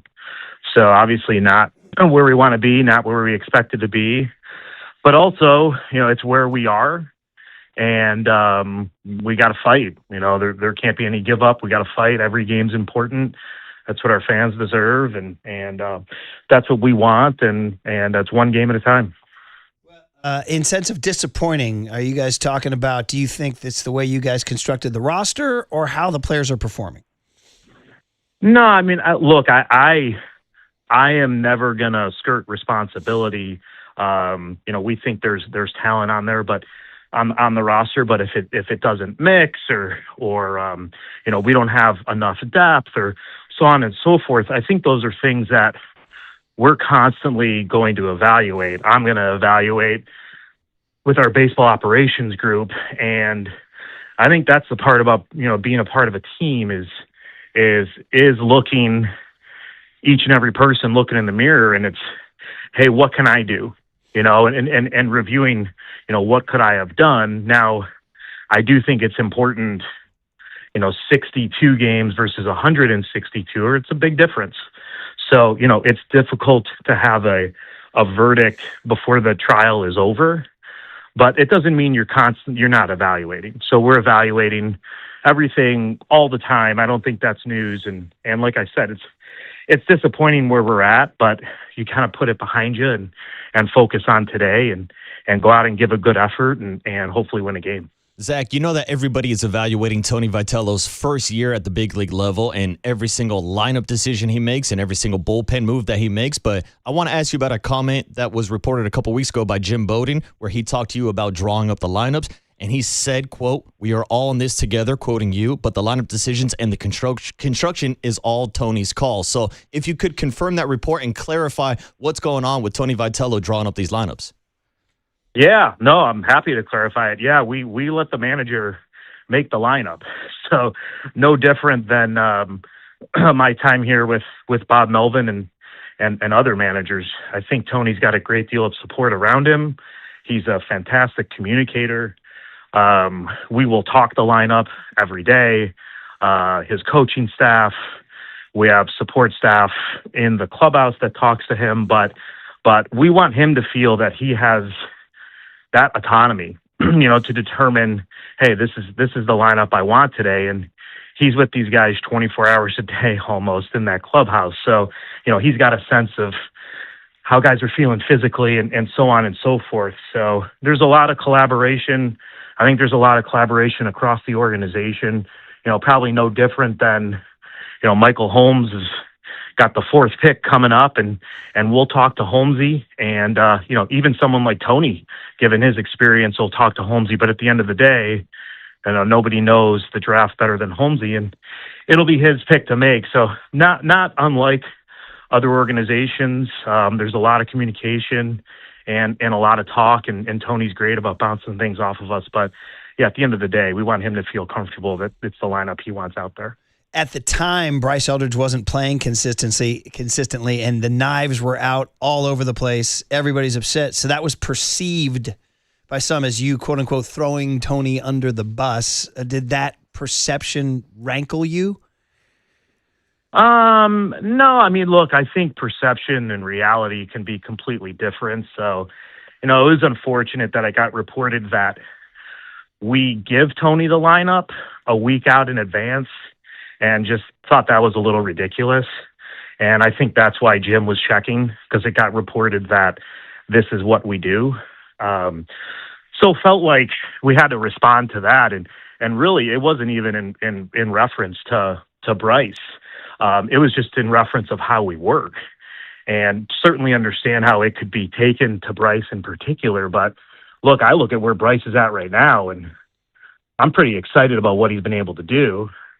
And I think Tony wanted to work him in as he saw fit, phase him in a little bit with lefties, try and do some matchups and really get him off to a good start. And I think we've seen Bryce play really well. And even yesterday, he didn't start the game, but I think Tony all along, if I'm going to be able to use this guy in a big situation, 2 days ago, and he got a base hit off of Abner Uribe. So, and I look across the dugout, the Brewers have done a great job. You see someone like Jackson Churio yesterday not starting the game, and he gets a pinch hit opportunity. So, if I'm as we talk here, I'm complimenting Tony as far as how we've done it. So I know it was perceived as negative, but I think with where Bryce is at right now, I would imagine you guys are pretty excited with what you're seeing, and our fans are excited with what we're seeing. And I think it was what Tony was hoping for. Yeah, fun stuff. A lot to talk about with Zach Manassian, Giants general manager in Milwaukee. Day game today, 11:10. We were just talking about the lineups. And so that leads to a question I wanted to follow up on, and this is Tony V. We know it was going to be new all year. We knew that. Now I'm wondering if there's almost too many cooks in the kitchen. Like, how many meetings do you guys have before a game? How much do you guys leave him alone? Are there too many voices in his ear? I wouldn't want to answer for him. I think that's a better question for him. We want to be as supportive as possible. But like I said, when decisions have to be made, we want Tony to feel comfortable with that decision. So tough for me to say. I think, with these franchises, organizations nowadays, there are a lot of people around. I do think that can happen. Whether that's happening for him, I think is more of a question for him, but I can't compliment him enough on how great he's been to work with. He is a competitor. He's intense. At the same time, he's very empathetic. He's a communicator. So, if anything, maybe there's too much interaction just because I like being around him. So, he loves baseball. He looks at it from every way possible. So yeah, as far as if there's too much interaction, that's a better question for him. But I certainly feel very comfortable with the amount of interaction that he has with our front office and the type of interaction we have too. Zach Manassian is a voice you hear this morning on the Giants Executive Show, sponsored by Redwood Credit Union, for you, for community, for 75 years. And Zach, one of the biggest topics this week was Kyle Harrison pitching against his former team on Tuesday night. Now, we are almost approaching the one-year anniversary of the Devers-Kyle Harrison trade. So a year later, how do you look back on this trade? Yeah, I mean, I think Kyle obviously has been great, someone we thought very highly of. I think to make trades for the caliber player who made a trade for it's the price of doing business, and certainly happy for Kyle.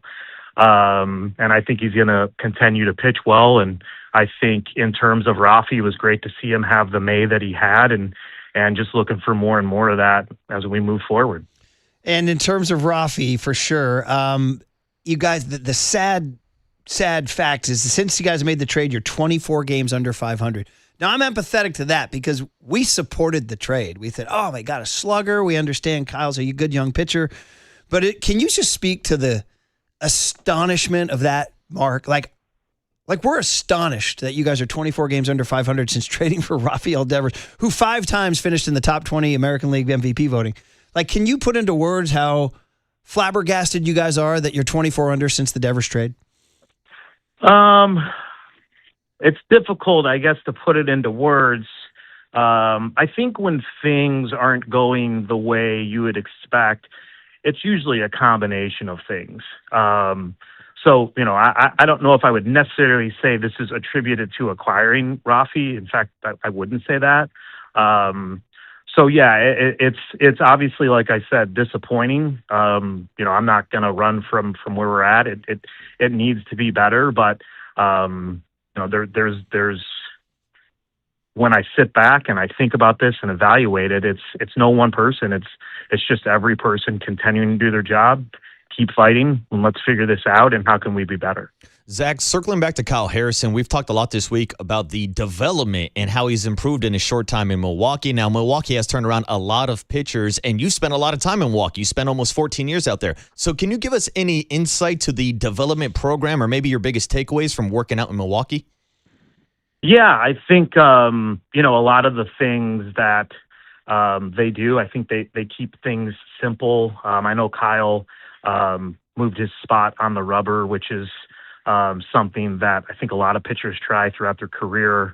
I know his arm angle's up a little bit, which probably is attributed a bit to Kyle feeling healthy, and then I know he's developed a kick change, which he took from Hayden Birdsong. So I think it's a great environment for players to play in. They know they're going to get opportunity, and sometimes that they've shown that they'll be patient, and Kyle probably felt that, and so they've obviously done a really good job, and I have a lot of respect for them, and I think they do a great job of this is what we're going to do, and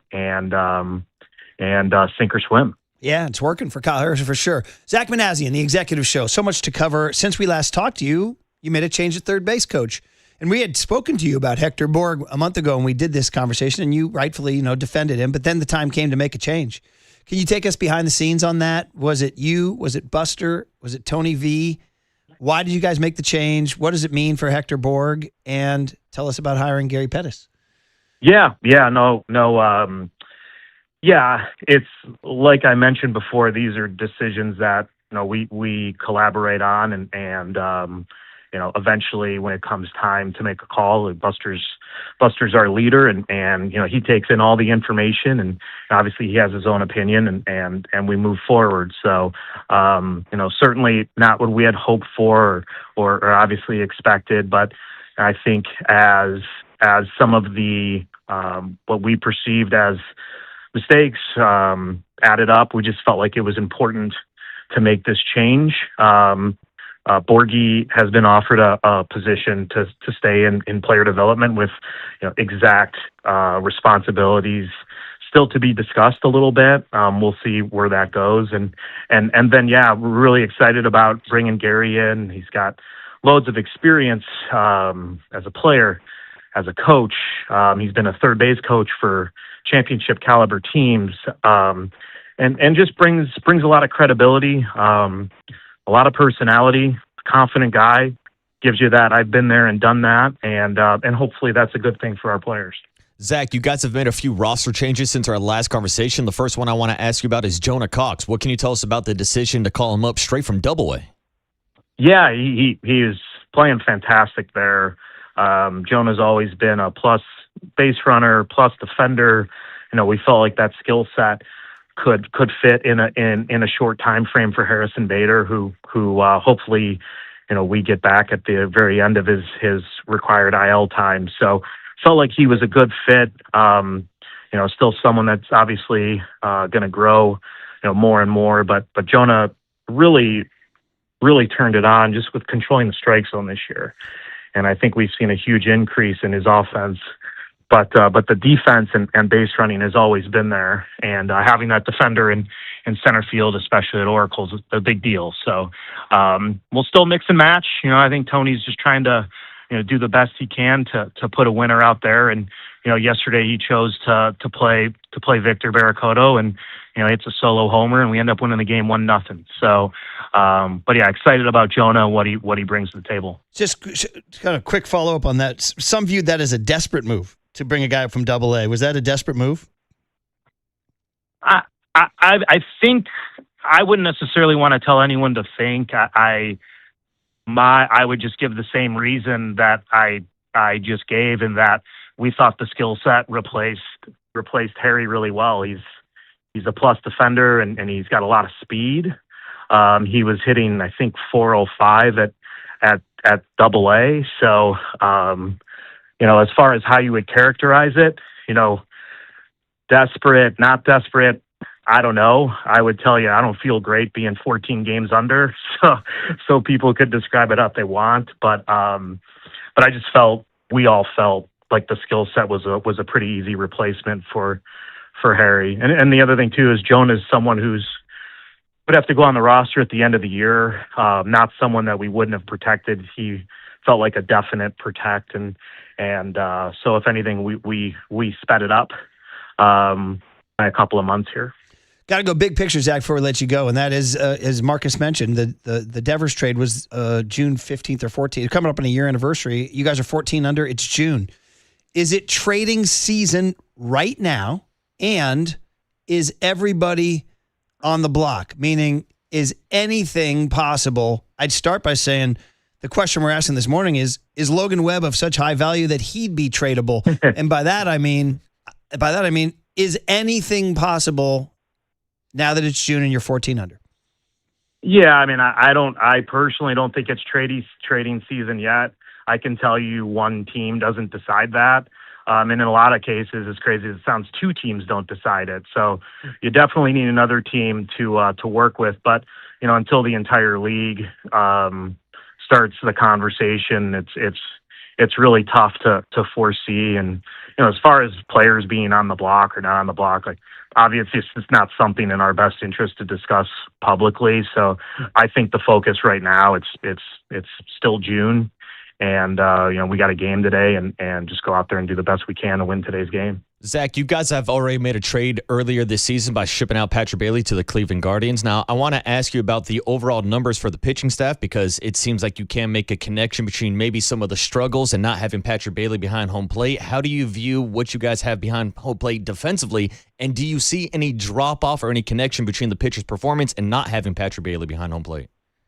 Yeah, look, it was something we talked about when this came up, and the potential of trading Patty, and we're talking about a generational defender. And so to sit here and say, oh no, like we didn't expect any kind of drop off, it probably goes without saying that there is obviously going to be one. Now I think where we look now at someone like a Daniel Susak and a Jesus Rodriguez, who we decided to get to AAA to try and get more reps, is these are players who are good workers. They've got aptitude, and they're going to get better. So I think it's fair to say, no Patty was going to have a negative effect on our run prevention. and hopefully, our guys will continue to get better and better. And we feel like we have other catchers who are strong defenders. So certainly the ability there, I think we've seen it with Susek, and I think our pitchers have a lot of confidence throwing to him. And some of this is just getting Webby back. For a lot of the time there, we didn't have him, and I think so much of our staff works off of him. So we're hopeful, getting him back can stabilize things and help. Obviously our starters, but him going and giving 7 innings and not taxing the bullpen. Hopefully it helps the pen too. And then finally, Zach, it's June 4th, and you guys still don't have an established closer. It's kind of bonkers. And we asked Buster about it a couple weeks ago. He pushed back a little bit, saying, "What, we're going to sign Edwin Diaz?" And we were saying, "Well, no, but you didn't." We asked him, "Do you have regret?" And he said, "No, I don't." And then you guys went and blew another save in Colorado Friday. And there's any number of blown games that have haunted this team. It's June 4. You don't have a closer. It's kind of nuts, Zach. How do you and Buster defend that? Yeah, I don't know if I'm the type that's going to defend a whole lot when things aren't going well. It just, to me, seems silly for me to defend. We're at where we're at. So for me to sit here and defend that, it's just not in my nature. And even when we're going well, I'm always going to be one who's going to want to do better. When I look at it, I would say that there are arms that we believe in who could close, and they've closed at different times. Eric Miller, Keaton Wynn, Caleb Killian, I think they have shown that ability. I think as far as naming one, hey, if it's the 9th inning, it's a save situation, this is who everyone's going to see. I think it's debatable whether putting these guys in certain roles, helps them perform even more. I think you could argue the counterpoint of having someone like Eric Miller, who's been tough on left-handers, and being able to give Tony the flexibility of, the left-handed pocket of Terang and Yelich is going to be in the 8th inning, so you're better to use him here. So I don't know if there's a right answer. I would say regret is probably a strong word, but I'm always going to look back and evaluate what can we do better? What can we change? I was on the field yesterday talking to some of the Brewers front office people, and we were talking about things that we regret from 10, 15, 20 years ago. So I'm constantly going to do that with myself and with our baseball ops group, because we always want to be evolving and evaluating, hey, how do we make this decision? Was it the right one? Was it the wrong one? And what's the context? Because it is a big deal. The context is a big deal. Jason Foley is a reliever that you guys signed this offseason that does have experience closing out ball games with the Detroit Tigers. Now, we haven't seen him at all this year. He's still rehabbing from injury currently right now in Sacramento. Zach, what can you tell us about his recovery timeline and what his potential role could be in this bullpen? Yeah. I mean, it's another leverage reliever, someone that certainly could pitch the 9th. He's on his rehab stint in Sacramento right now, and everything's going well. I think we'll see him relatively soon. To say a specific date, probably need to see just how everything goes. Continue to check with him, see how he's feeling, but it's going as planned, and hoping that we would see him sooner rather than later. All right. Well, listen, I think we've exhausted it all, and we'll let you go. I mean, listen, we like talking baseball. We don't want these things to be interrogations and all that, but it is, there's a lot of things that have gone wrong with the season this year. So, you understand that we have to ask all these questions that have a negative slant because you're 14 games under. You know what I mean? Yeah. And I think it's important, to stand up and be out in front and not shy away from some of these things. And I tell myself that you have to get something out of losing. And it forces you to continue to evaluate, how are we doing things? Can we do things better? So I'm not one to sit here and avoid it. And Murph and Marcus, I think you guys have talked to me enough to know when it comes to skirting responsibility, it's just not in my nature. So I kind of laugh at the Tony, throwing Tony under the bus, because I think Tony has all the foundation to be a fantastic manager at the big league level, but certainly don't want to shy away from tough questions and recognizing where we're at, because I think it's a big part of getting to where we need to go. It is tough. Everybody wants to win. We all want to win, and we'll see what happens today. So we appreciate you giving a lot of time and talking to us. And, hey, go get a win today, Zach. Thanks, guys. Zach Manassian on the Sports Leader. KNBR, the Sports Leader.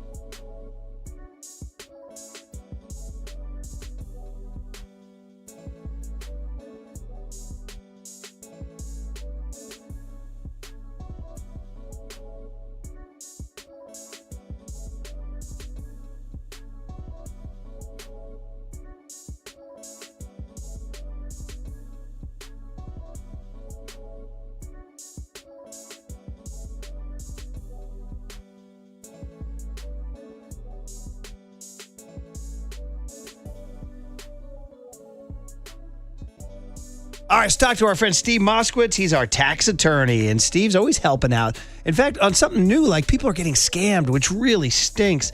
And Steve, that's a problem, but you're saying you can help them out tax-wise if they got scammed. Good morning, Steve. Good morning. That's right. If you're a victim of a scam, my heart goes out to you. It's horrible. I've seen people have their life savings wiped out. And these scammers are really good. They're tricky. They convince people, and it's horrible. But if you qualify, you can deduct this from your taxes. Now, the casualty loss area of law was changed, and most of it was taken away from us. However, there's an exception. And the IRS was nice enough to write this long, detailed, with examples memo telling us exactly when and how you can deduct it. So if you've been a victim of a scam, call us. We have a free consultation. Let's figure out if you qualify under this IRS memo.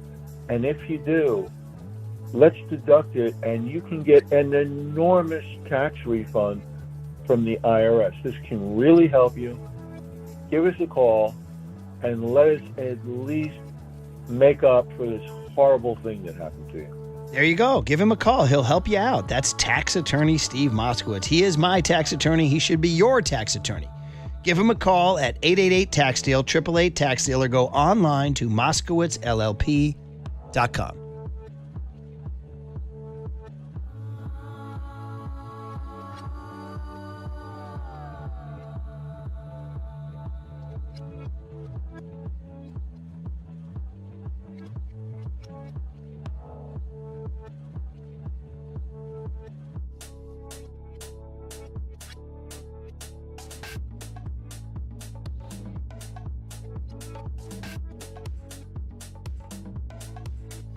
The good people at El Cerrito Honda are waiting for you this weekend. Go in there and check out the El Cerrito Honda Summer Savings, the hybrids. Hybrids are awesome because we know gas prices stink, and you want to drive past the gas station in your El Cerrito Honda with fewer fill-ups and legendary Honda reliability. I have the Honda CR-V Hybrid. Love the mileage. How about the Civic Hybrid? Even better. How about the family-friendly Accord Hybrid? They're all there at El Cerrito Honda. Where is El Cerrito Honda? It's in El Cerrito, California. Spoiler alert. Right off of 80 on San Pablo Avenue. Easy to find. 11755 San Pablo Avenue. Beautiful showroom. You can check out the website, elcerritohonda.com. elcerritohonda.com, and they will have the car you're looking for. And when you go on the lot, you'll meet Sharif and the crew. Tell them your boy Murph sent you, because it is the place to be to get the Honda Hybrid you need this summer. El Cerrito Honda. Well, we're more than just a car dealership. We're family.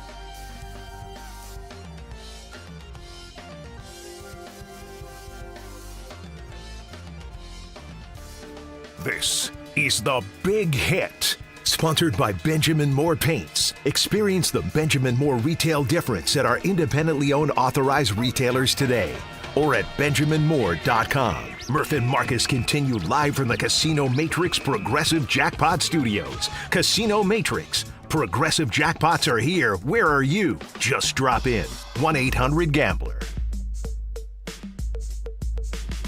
Yeah, and I think it's important, to stand up and be out in front and not shy away from some of these things. And I tell myself you have to get something out of losing, and it forces you to continue to evaluate how are we doing things? Can we do things better? So I'm not one to sit here and avoid it. And Murph and Marcus, I think you guys have talked to me enough to know when it comes to skirting responsibility, it's just not in my nature. So I kind of laugh at the throwing Tony under the bus, because I think Tony has all the foundation to be a fantastic manager at the big league level, but certainly don't want to shy away from tough questions and recognizing where we're at, because I think it's a big part of getting to where we need to go. All right, good morning. Here we go. Says it all. Zach Manassian. Time for y'all to react here on this little campfire we call The Sports Leader, Murph and Marcus. Morning show, getting you through your morning, grinding through the traffic, getting you ready for school, although most kids are out of school, although not us. We're still schlubs in school for another week. But yeah, call in. 808-KMBR is the phone number. Sound off. If anything you heard made you happy or infuriated you or made you feel some kind of way. 808-KMBR is the phone number. 415-808-5627 is the Golden State Lumber and Showroom text line. You are listening to KMBR AM and KMBR FM, San Francisco, the sports leader, a Cumulus media station. Marcus, there was a lot there. I mean, everything from Hector Borg down to Tony Vitello, over to Bryce Eldridge, out to Victor Barracoto, up to Logan Webb, out to the trade season, on and on to Dan Susak's Pat Bailey and all the things we talked about in between. But that was the closing statement he gave, which was, we have to ask you negative questions. And he's like, yeah, now, we like to riff. We make jokes just because it gets you through the morning. And when he said, I'd like to think that you get something from losing, I was thinking, well, Zach, you're getting a lot. You're getting a lot. Yeah. So, we got a lot of questions for you, Zach. That's my one-liner now. Your reaction to this. Well, if we're getting one-liners off, my first reaction is I'd say that was a pretty relevant interview with Zach Manassian.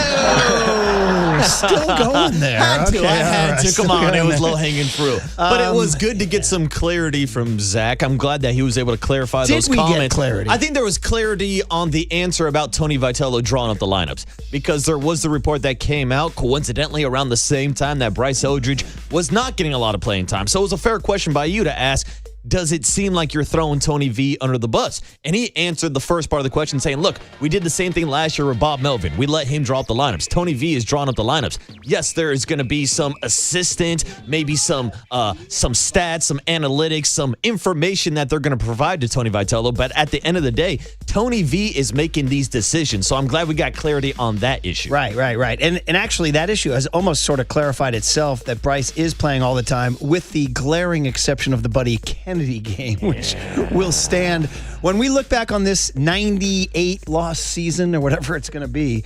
We're going to look back on the Buddy Kennedy day as one of those days along the way that was like, what the blank Buddy Kennedy was going on there. Interesting, a lot on Tony V, but we did ask him, it's sort of a long cut, so maybe we don't want to play it, but we asked him about that perception of throwing under the bus, and he addressed it there saying, I think it's kind of funny because I think of myself as an accountable guy. The timing, and sometimes tweets can make you look bad. Sometimes, it's funny. I was talking to Dan Ogden yesterday. My guy. I haven't talked to Danny Ogden in forever, but he called me and we were chopping it up. We were talking about how now we're like Draymond Green. Now that social media, our KMBR socials clip something from our show and put it out there, it takes on like a different life when it hits Insta, as opposed to just like during the course of our show and we're saying things, No question about it, dude. So in some ways, I'm like, hey, Draymond, I know what you're talking about when you're talking about. But the point is that thing took on a life. Jim Bowden reports, Zach Manassian, I don't make the lineups. Tony does. And it looks really bad, right? You asked me on the air, is he throwing him under the bus? And I was like, is he? And you're like, yeah, it kind of looks that way. Yeah, I mean, that's the perception, and we know that perception can be reality. I told the story on the off-air podcast about my negotiation with Tony Salvador and Glenn Schwartz. I'm like, I don't see it that way. And Tony's like, really? Because that's how it looks to me. You know what I mean? So perception was that he went to Jim Bowden and said, hey, man, don't put me near this Bryce Eldridge situation. When in reality, I actually believe Zach's version of the story, which is that he wanted to say, listen, Tony's doing the lineups just like Bob Melvin's doing the lineups. But right now, when you're losing, the fangs are out, the knives are out, and people are going to kill you for almost anything you say or do. Yeah, and Zach even told us in that answer, he was responding to a report that they're handing out the lineups to Zach like a week in advance. And so he's like, I wanted to get ahead of that, but because of the timing of it, it comes off differently. But that also goes back to our conversation last week with Tony Vitello, when we're all questioning what is the plan with Bryce Eldridge? What is the blueprint? What is set in stone? Who's making this decision and who's going to answer for some of these decisions? Because right now, at the end of the day, you're playing bad baseball and the fans want answers. All right, out to the phones. Bob is calling from all the way out in New Jersey. New Jersey, don't you know? Where I suppose they were happy with the Knicks win last night. Bing bong. Bob, you're a Giants fan. You want to check in on the Giants. Good morning. Hey, Bob. How you doing? Yeah, long-time Giants fan. Go back to the Mays McCovey days. Quite disillusioned with the Giants as an organization right now. I mean, what's the objective from their ownership? Is it to get people in the ballpark so they can make money? Or is it to do whatever you can do to build a team that has a sustainable chance to compete for a World Series? They're a long way away from that. When this year's over, they'll be 12 years removed from the World Series, and they're not going back anytime soon. What bothers me about Posey, the first thing he should have done or did was clean house with the people involved with the domestic draft. I mean, they have the same people in place, and they're not going anywhere until they produce 3 or 4 stars from within. You know, Kane, Lincecum, Posey, Bumgarner. You can't have a team where the nucleus now, you're depending so heavily on guys either early in their 30s or approaching 30s. I mean, so much of their success now is going to be tied to Chapman, Adames, and Devers. And it looks like they have their best baseball behind them. And they're going to be there for quite a while. This thing's not going to turn around until they develop some stars from within. And you got the same people doing the draft. You look at the Dodgers, they pick behind the Giants every year. And every year their farm system is in the top 5. And the Giants are, you know, it's been a long time since they've been in the top 5. I mean, it's just so disappointing.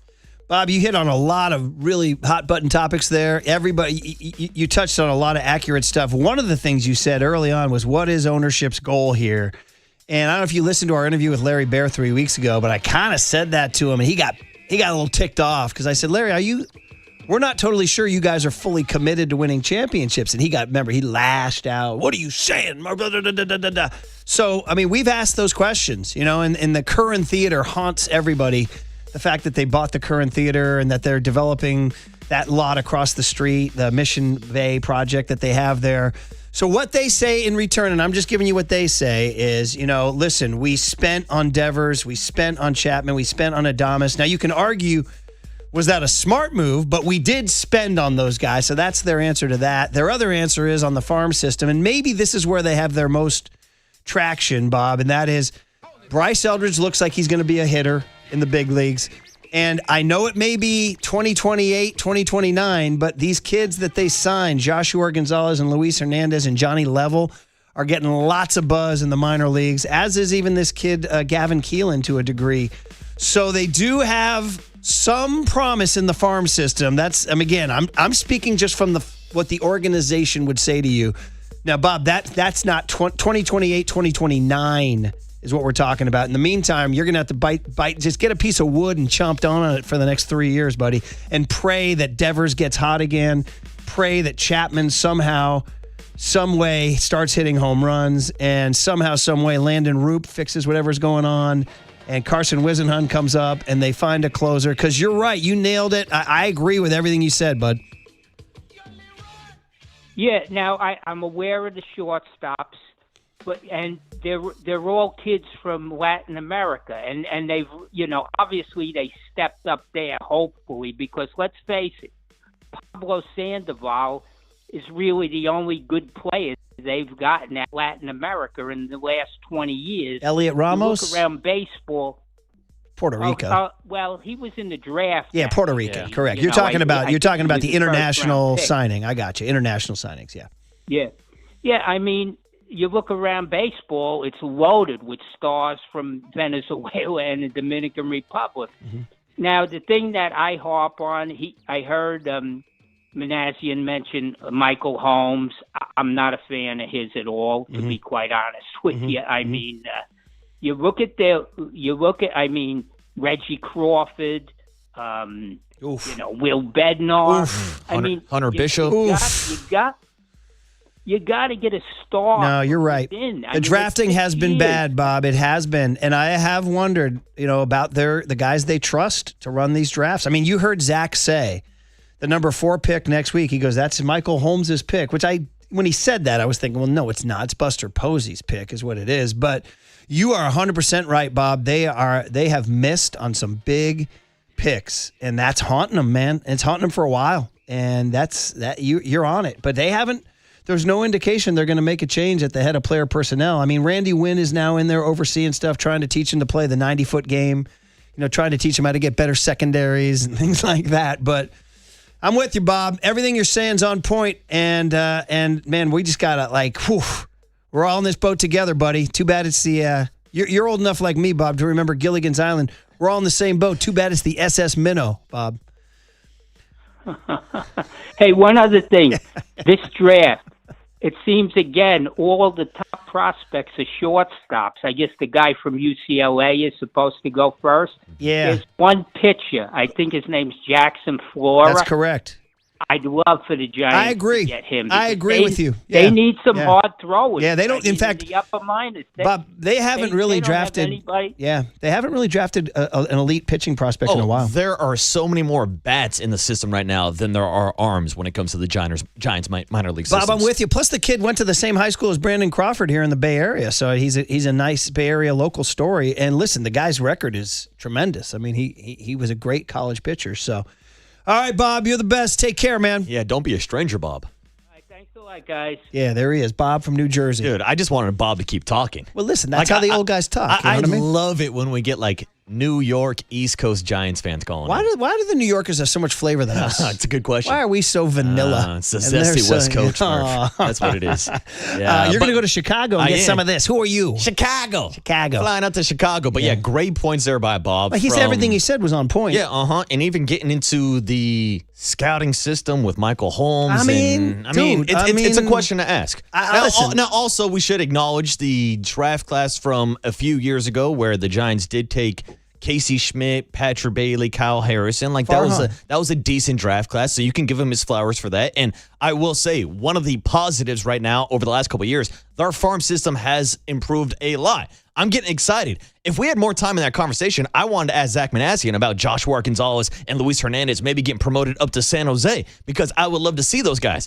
But Murph, I've also been one of those guys that has kind of been tricked. I don't know if that's the right word, but I've fallen in love with a lot of prospects. You know how much I liked seeing Marco Luciano down in San Jose, and that didn't pan out. You were a Matos guy. I was, but by the way, Marco Luciano hitting over 300 with 1,000 OPS in the Yankees AAA system right now. It only took him 8 years to figure it out. Exactly. That's another story for another day, but that's the problem with prospects. There's no guarantee that it's going to play out, which circles back to the conversations about blowing it all up and rebuilding. There's no guarantee that a rebuild's going to work because the Giants have tried to rebuild with Kyle Harrison, Patrick Bailey, Joey Bart, Casey Schmidt, Elliot Ramos, Luis Matos. The list goes on and on and on. And they've had some hits, but they've had more misses. I mean, I think of the two rebuilds I think of in the last 10, 15 years are the Astros, who did it with the Altuves, the Bregmans, and the Cubs, who did it with the Chris Bryants, the Kyle Schwarbers, and the Anthony Rizzos, right? Those are the ones that were. They tank, pick,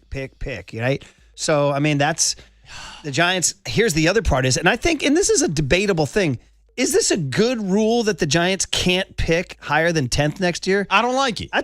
Why? They're penalizing the Giants need the help. They've been a bad team. If they're bad, let them draft at the top of the draft. Exactly, particularly because their payroll there should be almost like a codicil. Like, if you have the worst record in baseball and your payroll was in the top half of baseball, you should be allowed to pick because you're still trying to win. They're being penalized. Yeah.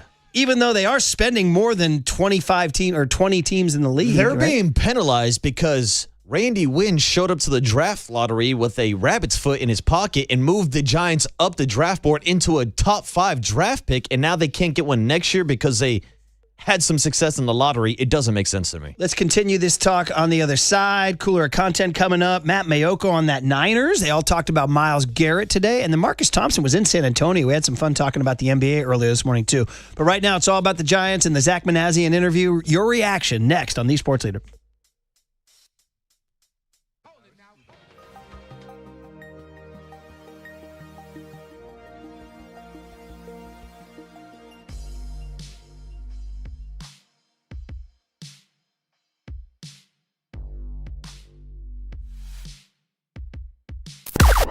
Now, from the O'Donnell Financial Group Sports Desk. Learn more at odfigroup.com. O'Donnell Financial Group, because planning is a process, not a product.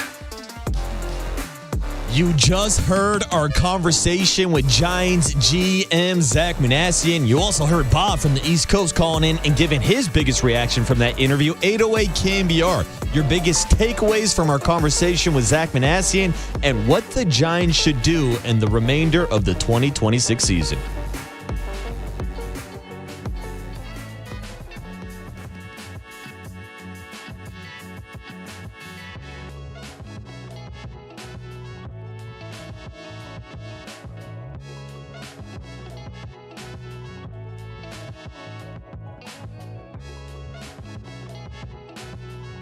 Hey, Kalshi is here with the world's biggest soccer tournament arriving.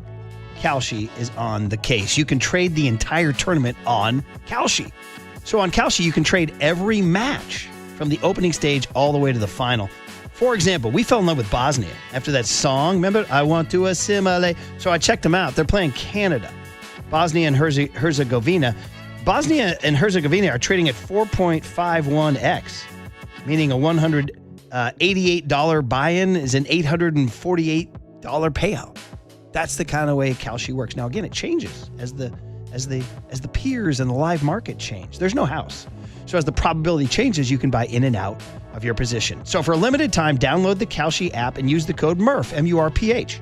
Get $10 when you trade 10. K-A-L-S-H-I, Kalshi.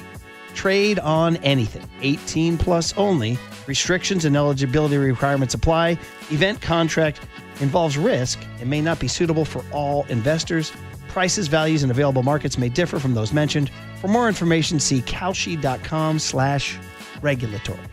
I'm from Bosnia, take me to America. I really want to see Statue of Liberty. Check the mic and make sure it sound right, boys.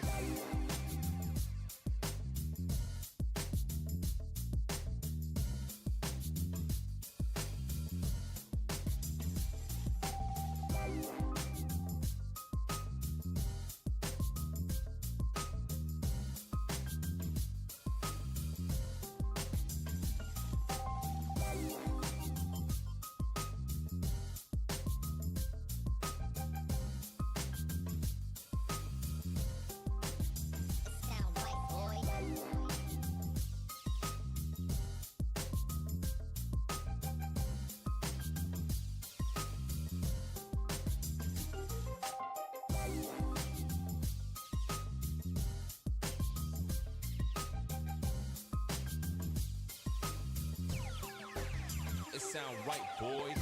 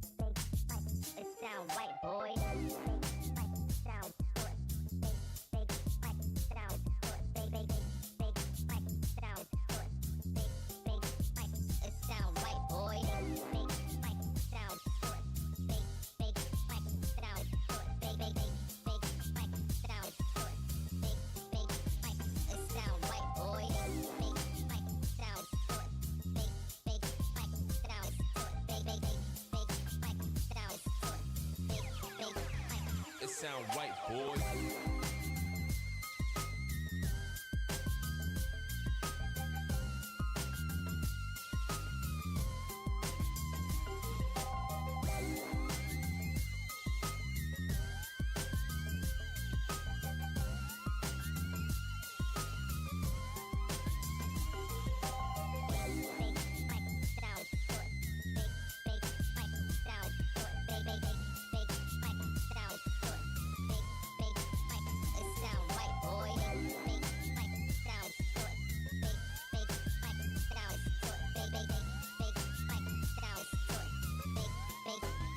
It sound right, boy.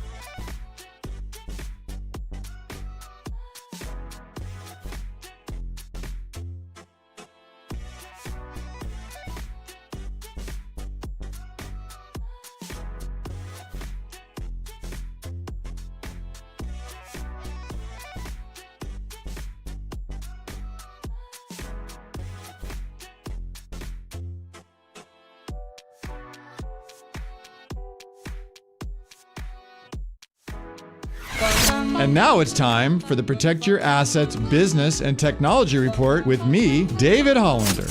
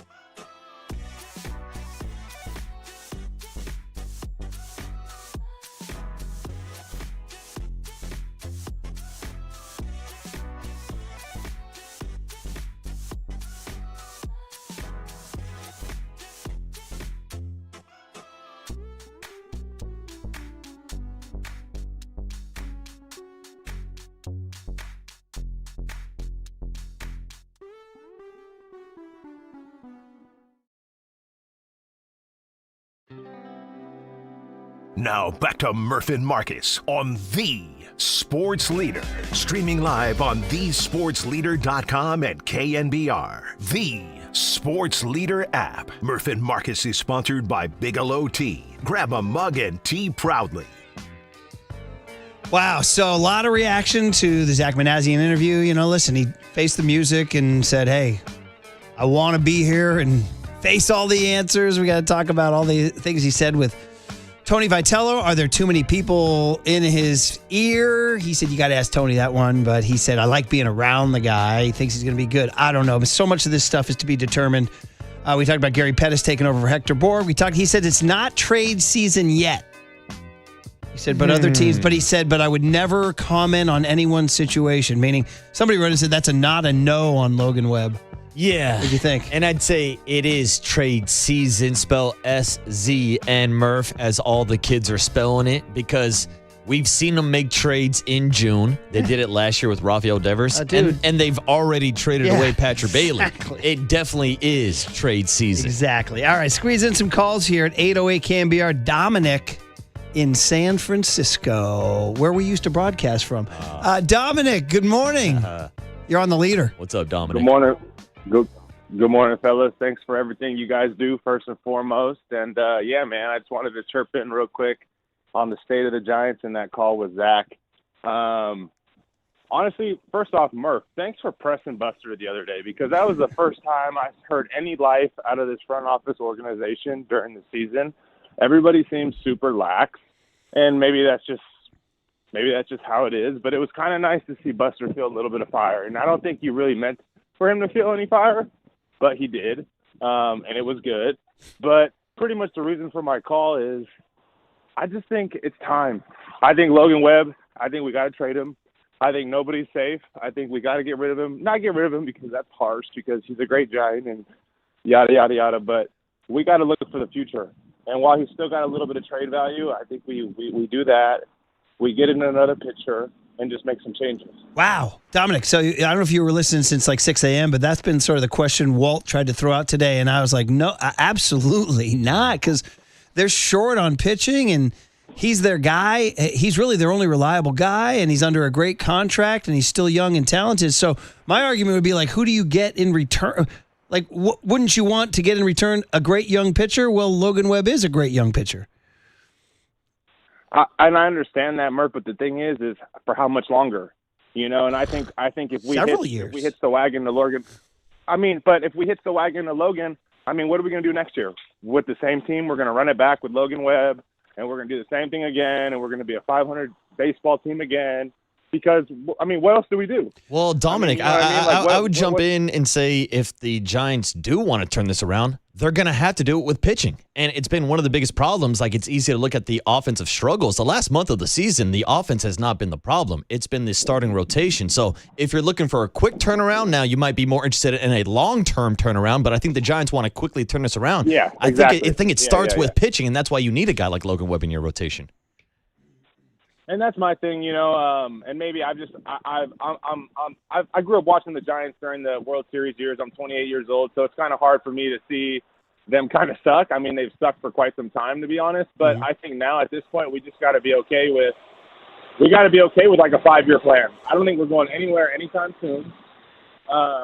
There's too many problems, so I think we got to look for the future. Yeah. I just think they're going to have to just be as creative as possible with one or two of the three of Devers, Adames, and Chapman, and figuring out a way to move on from them. And I know that sounds like a daunting task. They're going to have to eat some money. Yeah. That's as simple as that. Mm-hmm. And ownership has to realize it's a sunk cost. But it's up to Zach and Buster to figure out how to get out of one or two of those big three contracts. And I don't know how you want to parse it. Chapman seems like the easiest one because you have a third baseman in waiting in Casey Schmidt. And does he have value? Now, he has a full no trade, but so did Myles Garrett. You know what I mean? So, and I know the Yankees, there have already been rumors that the Yankees need a third baseman. There are reports that the Boston Red Sox are looking for a right-handed bat, and they would be willing to eat some money. So, Dominic, I would do that instead of Logan Webb. My thing is just because Chappie's older, really, I don't think there's a whole ton of value. Yeah, he's got a great glove. But what's he going to really offer anybody? You can get something. Rafi. You get something. Rafi, I'm tired of looking at Rafi's at-bats. He swings for the fences every time. You're right. Yeah, you're right. It's just like, No, last night, listen, you blow hot and cold with Rafi, mostly cold. But like when he got hot in May, it was like, oh my God, this is what we heard about. But last night he came up with the bases loaded and 1 out, and I'm on my couch, Dominic, and I'm saying in my living room like a lunatic, I'm saying, so this is exactly why you're getting $33 million. You got to drive in a run here, buddy. And he swung at the very first pitch and popped up. And I knew he was frustrated. You could see he wanted to break the bat over his head. But you're right. His approach, he drew a lot more walks last year. And he doesn't this year. And he used to spit on pitches like that. And you're right. He could take a little swing out, but that's not his style. But he could be more selective. I'd say that. And then sometimes he watches pitches right down the middle. He's upside down, man. He's upside down. He had a great May, but I agree. If they could move on from him, I would move on from him. No. I'd give Bryce Eldridge the first base job. Now, let me throw a question to you, Murph. And Dominic, appreciate the call this morning. Yeah, Dom, thanks for the call, man. Be good. Out of those big three, between Rafael Devers, Matt Chapman, and Willie Adames, who do you think gets the biggest return? Who has the most trade value? What gets the best package if you're looking to move any of those three players? I have to add a follow-up on that. How much? I'd say Devers gets you the most return if you eat some of the money. That's a good So that's point. the deal. Devers would get returned. There are still people out there that go, yeah, give me that guy because he can leave the yard at any point in the time. So, but he's got that contract. Yeah. So I would say the Giants would have to eat X number of dollars of it. I would agree with you. I think Rafael Devers, out of those three guys, still gets you the biggest return on the open market. But also, out of those three guys, Devers is still the dude that I want to keep out of those three. He is, even with Bryce waiting to go? Yeah, because Bryce... you don't have a shortstop ready to go. Not ready to go. If you traded Willie Adames, who's playing short? Well, that's the thing. Casey Schmidt is taking some more He's not gonna be reps an at everyday shortstop. I mean, huh? hell, he's playing left field right now. What's your game plan then? I mean, he hasn't been in everyday anything at Can't you any hide a position. guy in left easier But than short? if you are looking throughout the system, talking Johnny Level, talking Gonzalez, Hernandez, yes, they are a ways away. Gavin Keelan is closer than those three guys that I just mentioned. So they have more depth up the middle in their farm system. I would still keep Rafael Devers and get that combination. Like, if you want to build something, build around Bryce and Devers, in my opinion. Like, still, I think that can be a deadly 3-4 combination. Honestly, here's one for you. You just find a way to move Chapman, convince him to get off the no trade, move Schmidt to third. And the thing that could change everything is if you turn Bryce Eldridge into a left fielder. Now we're back to McCovey and Cepeda in the 60s, but then you'd have Devers in at first. And Eldridge in left, room for a DH. I don't know. Is it okay for a guy to be 21, 22 years old and a full-time DH? Is that okay? I mean, if he can hit the way that Bryce Eldridge is potentially going to hit, then yeah. It takes a certain skill set to just hit and then go sit down. Yeah, but he's also done that his entire life. Going back to high school, he didn't play the field. He was pitched, but then when he wasn't pitching, he was a DH. Yeah. So he's only done this so to many the farm Edgar system. Martinez's in the world. You know what I mean? David Ortiz, Big Papi. Like, Murph, I'm with you. I would love it if Bryce Eldridge could play the outfield. The problem is, from everything that I've seen, from everything the Giants have seen, from everything Mike Holder has seen and Tony Vitello, it doesn't seem like that's part of the plan. I saw him down in San Jose, and he looked like a baby deer trying to find his legs out in the outfield. Yeah, and again, if he did play left and Devers played first, who's your DH? I don't know. So listen, interesting times, buddy. Interesting times. Cooler of content with the best, some really good stuff in the NBA Finals last night. Matt Mayoko at 8:50, back to the Giants around 9:15. Then Marcus Thompson was in San Antonio for Game 1 last night, which I thought was really interesting. So a lot of good sound next to try to lighten the mood on the Sports Leader. KNBR, the Sports Leader.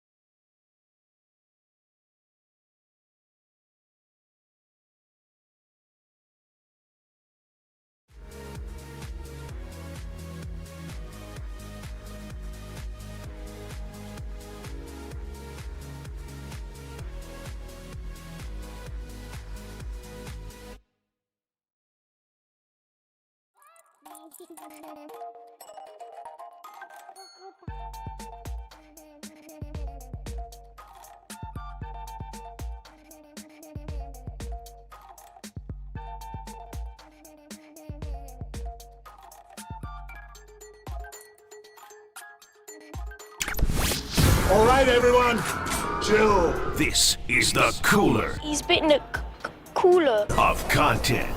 Cornucapacious of joyful news. We might be on to something. Yeah, baby! Murph and Marcus is sponsored by Bigelow Tea. Grab a mug and tea proudly. All right, the Cooler of Content sponsored by Marin Health with top physicians, surgeons, and clinicians right here in the North Bay. Marin Health puts you closer to your best health, world-class care, closer than you think. All right, a lot of good stuff out there. Let's just start with your guys, the Knicks fans. Bing bong! Is this going to be, it's like, are the Knicks fans going to be the people that turn America against the Knicks? Yes. Because they're so obnoxious? The answer is yes. They are so obnoxious. Did you see who showed up at, dude? Well, getting ahead of myself because I know we have some Knicks to tour. But first, let's go. We have video. Walt, cut L. Knicks fans going berserk after winning game 1. The game was in San Antonio. I'm sorry, Walt, you said no video? There's video? No video. Okay, just sound. Knicks fans going berserk after game 1. I can't wait, man. The city's electric. I've been a Knicks fan since John started the dump, baby. And I can't wait. The city's been waiting for this. It's electric tonight. Number 1 is down. 3 more to go. Let's kill this. Let's kill this. It's up. It's up. Okay. There's a lot of buzz in that city right now, Murph. Nick Turturro, who's a baseball guy, Yankee fan. Now, here's what I was going to tell you. Nick Turturro's brother, John, who's the more accomplished actor. You know, he's done all the serious stuff. He does like Shakespeare. And Nicky's like, hey, Yankees, I like Doval, you know. But John Turturro has talked about, he refers to him as Nicholas. He's like, Nicholas is a very passionate baseball fan, yes. Dude, but John Turturro jumped in. I saw him on Twitter. He was at the game in San Antonio. He's a Knicks guy. I saw that. And he kind of threw his son under the bus. Did you see that? No, I didn't. He goes, I'm here with my son, Dominic. He goes, we're kind of far from the court because of my son. Wow. He goes, if I was here by myself, I'd be closer. Jeez. But anyway, we're going to have a great game. I'm like, bro. Whoa. I was like, who paid for the tickets? Was it Dominic or was it Pops? No, John was saying because he had to buy 2. Oh, come on, John. He had to be higher up as opposed to buying 1. Anyway, here's Nick Turturro getting on the bandwagon. Not just the Yankees. Nicky likes his Knicks. Yeah! Game 1, New York Knickerbockers in the books, baby. 1-0 on San Antonio. Come on, baby. Come on. 50 years. Very simple. Very simple. Hyped. And yeah! I think that kind of sums up what we were talking about just the other day with Mark Cannizzaro about how it feels like the entire city, hell, the entire state of New York is rallying around the New York Knicks right now. Yeah. Nobody's talking about the Brooklyn Nets. Nobody cares about the Nets. There's always a divide between Yankees and Mets fans and Jets and New York Giants fans, but everybody in New York right now is on this Knicks bandwagon. It's incredible. And then we talked all about the game earlier today. We'll talk to Marcus Thompson at 9:30 about it. They asked the Niners about it. Niners had takes. I guess it was photo day because they're all in their jerseys. They're all in their home jerseys. Now, it's kind of a long video. I wonder if you could just do the start and the end because there's in the middle it gets a little. But you had guys like Brock Purdy checking in. It's all about the Mac Jones reaction at the end, really. If you want to just jump to the Mac Jones, we can do that. Well, let me know. It's a possibility. It's the last one. They asked the Niners. Like a lot of them take the Spurs, by the way. They do. A lot of Fred Warner took the Knicks. Yeah, Freddie took the Knicks. I don't know. You know what?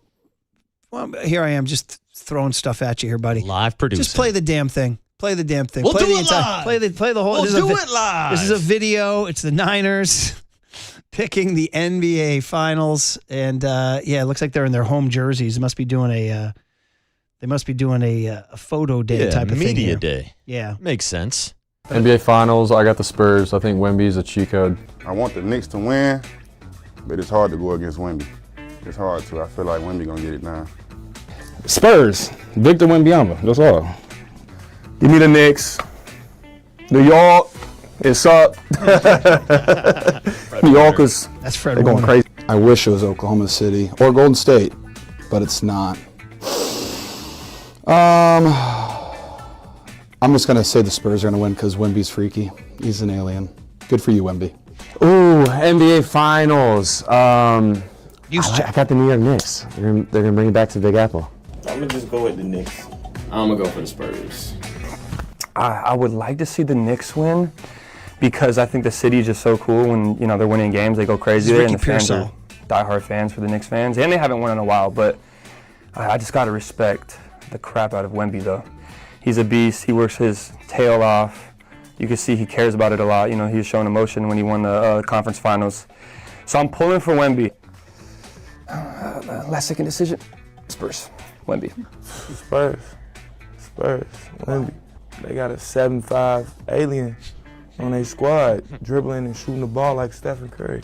I feel like their guards, are me. You know what I'm saying? We look in the mirror and we spit images. They dogs. I'm going to say Knicks because I feel like they haven't won in a long time, and New York will go crazy if they win. But I like Wemby, and I think the Spurs are really good too, so I don't know. 6-7.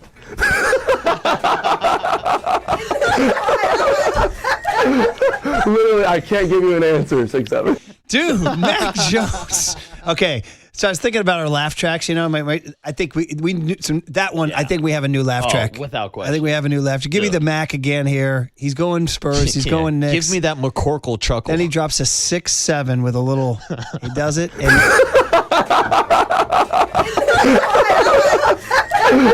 literally, I can't give you an answer. 6-7. He's unbelievable, this guy. What is up with this guy? I need somebody just following this guy around, documenting every single thing he laughs at during his daily life. Because his comment on the Myles Garrett trade, he gave a giggle too. Yeah, that was good. Do we have that? I think that was on a different cut sheet. Yeah, Walter, see if you can scramble and find the Mac Jones reaction to the Myles Garrett news. Where he said he was walking down a hallway and thought it was AI. Cut A from the Niner folder here, Mac Jones. I think I was in the hallway, but someone showed it to me. I was like, it's AI, whatever. But then they were like, I saw the blue check, and I was like, no, click on his profile. I want to see it. I forgot who it was. It was a defense player, but it was Malik. Yeah, Malik came up to me. I was like, shoot, that's crazy. But Myles is a great player. I've played against him a few times, and very talented. That roster that they've built there is incredible, and we had a really good division. So got to focus on us, but doesn't make it easier for sure. So I was always saying, trade Mac Jones, trade Mac Jones, trade Mac. Now I'm glad they kept him because I just want to laugh. I just want to laugh. I was going to say the same thing. I'm changing my take. I just want to hang out with Mac Jones. By the way, speaking of great laughs, you know I'm in love with the Christopher Sanchez laugh from the World Baseball Classic when he couldn't understand the question from the Asian reporter, and he and his Dominican buddy started yucking it up here. I don't know, Walt, if you have that laugh just to preview who Christopher Sanchez is, because he's part of this insane run of National League pitchers. By the way, see Shohei last night? Yeah, dropped his ERA even lower. Bro, he reached base more times by himself than the entire Diamondbacks team he pitched against. He's the alien, not Wemby. He is the alien. Yes. He is the alien. Yes, he was made the freaking in alien. a lab. Oh. Anyway, he's pitching. That's Christopher Sanchez. Now, he had a scoreless streak of how long? It was over 50 innings, and he's joining Jacob Mizorowski and Shohei Ohtani and Paul Skeens and Mason Miller and Kyle Harrison. And he's been, the Phillies have turned it around. It went 50 and 2/3 innings, and last night, Jackson Merrill drove in a run. Now, Philly fans, they can be a-holes, but they can be great fans too. And this is so cool that when the run scores, they acknowledge Sanchez with an ovation so long that the home plate ump, in a very cool move, goes out and dusts home plate to give him extra run. Nice. So, do you have a video, Walt, on this? So go to YouTube, Twitch, and Twitter. Check it out. Left side, there's a base hit to left field. Marsh gets to it quickly. Rounding third, heading for home is France. The throw to the plate is not in time, and the Padres have tied the game up at 1. And Christopher Sanchez is finally allowed a run after 50 and 2/3 innings. And here comes the crowd to their feet.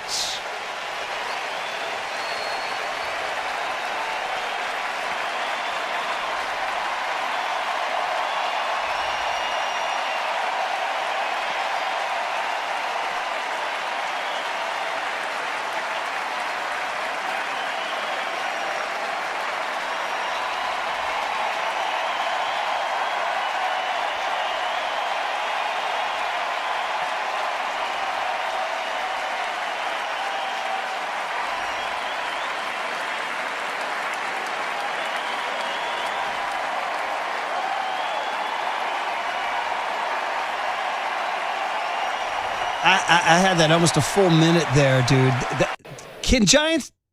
Would Giants fans do that? Yeah, if Logan Webb pitched 50 straight scoreless innings, would possibly. we give him that? I think that's Philly fans get a bad. They know ball. Yeah, and they do know ball. That was not prompted by the scoreboard. No, that was just them knowing ball. Yeah. Now, me personally, he smiled on the mound. I'd stand up and give that ovation. But yes, credit all the credit to the Philly fan base for acknowledging that historic streak that he went on. Also, credit to the umpire for having the knowledge or just the awareness to go out there and brush the mound, or brush off home plate. I was getting worried there was going to be a pitch clock violation. Do you remember that's a good call. Sergio That's a good Romo's call. last game as a Giant, right. the spring training game against the A's here at Oracle Park right before the season started? He came out, and we all gave him a standing ovation, and the damn umpire gave him a pitch clock violation. Yeah, that's so good. You're 100% right. I got to look up and see who that home plate ump was. He gets a lot of credit. He went around slowly and dusted off the plate. That was really cool. It reminded me of a story I heard. I went to Willie McCovey's last home game at Candlestick in 1980.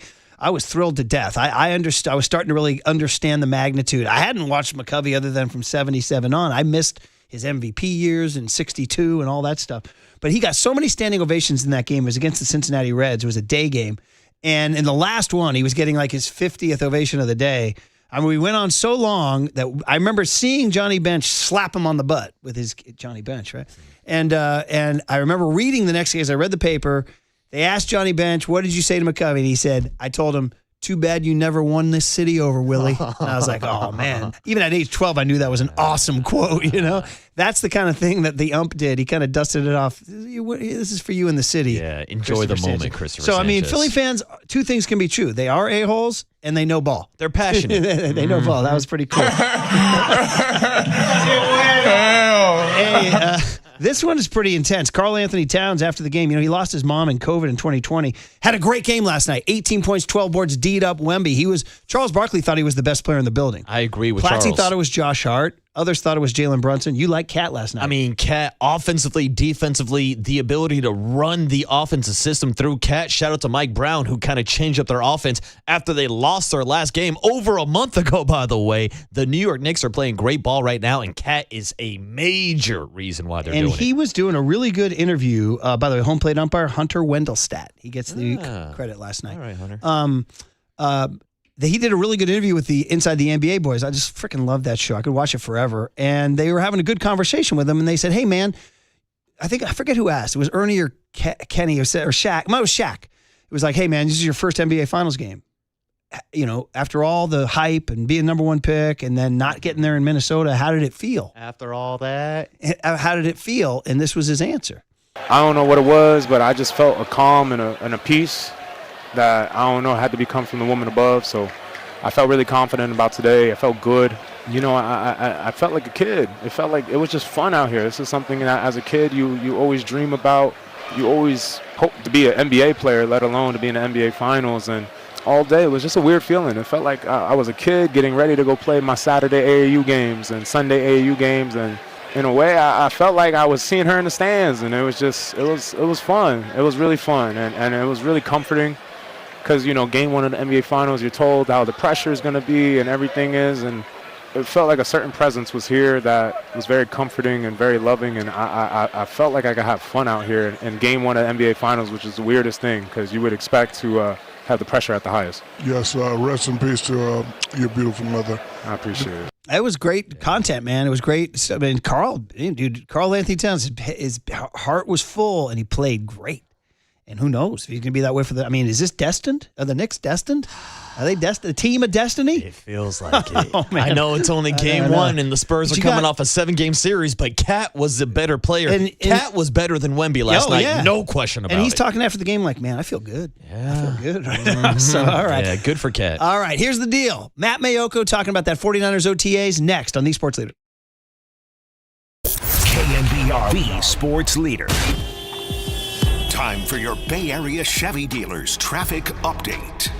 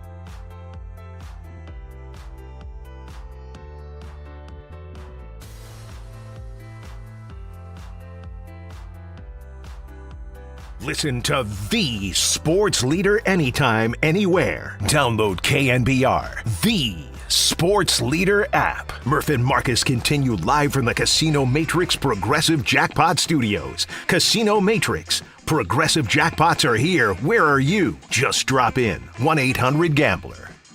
Nice. Yet another acolyte has heard the Matty Mayoko Pee Wee Herman Halloween story up in Arcata, I believe. And Walt had never heard the story. So now he knows about you. He knows about tequila and Matty. But we got to talk 49ers with Matty. You're listening to KNBR AM and KNBR FM, San Francisco, the sports leader and Cumulus Media Station. Matty, video, audio, video. What are we doing here? Walt, help me out, bud. Yeah? Oh, we're getting it up.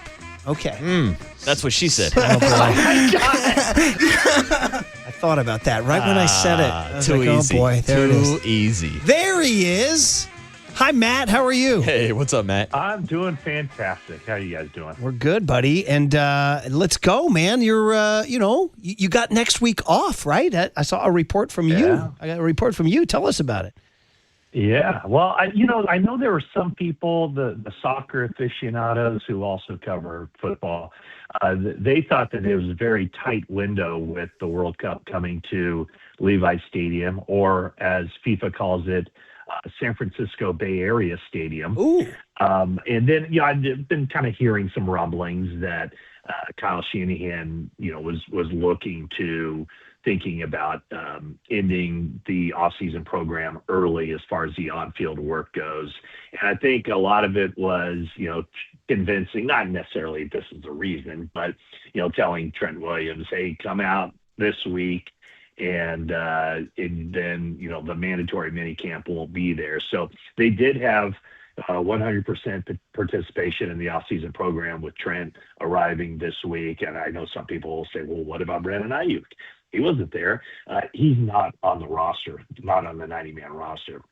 He remains under contract to the 49ers, but he's not on the roster. So Kyle Shanahan, who, when I asked him about his goals for the offseason program last week, he said, basically, stay healthy. That's what he wanted. And they did have the injury to Isaac Grendo, a weightlifting situation there where he tore his pec. But, a lot of the rookies will stick around. They'll do all the classroom work so that they're in a position to hit the ground running once training camp started. But as far as the veterans, I'm sure some will stick around and do rehab work and other work around there. But as far as the official offseason program, it ends after today when the 49ers have their final practice out there in Santa Clara. Matt, I'm going to ask this question to you as a joke, but after seeing Myles Garrett be traded to the Rams, should the 49ers should they be adding more practices, not canceling practices? I don't know that missing a practice or two in the first week of June is going to have any impact. My philosophy has always been, a lot of the work behind the scenes, getting the guys on page with what their assignments are. I think that's the main thing. It seems to me, and it's always kind of how I felt, the only real news that happens in the offseason program as far as the practices go, and the only thing that really matters is the really bad stuff.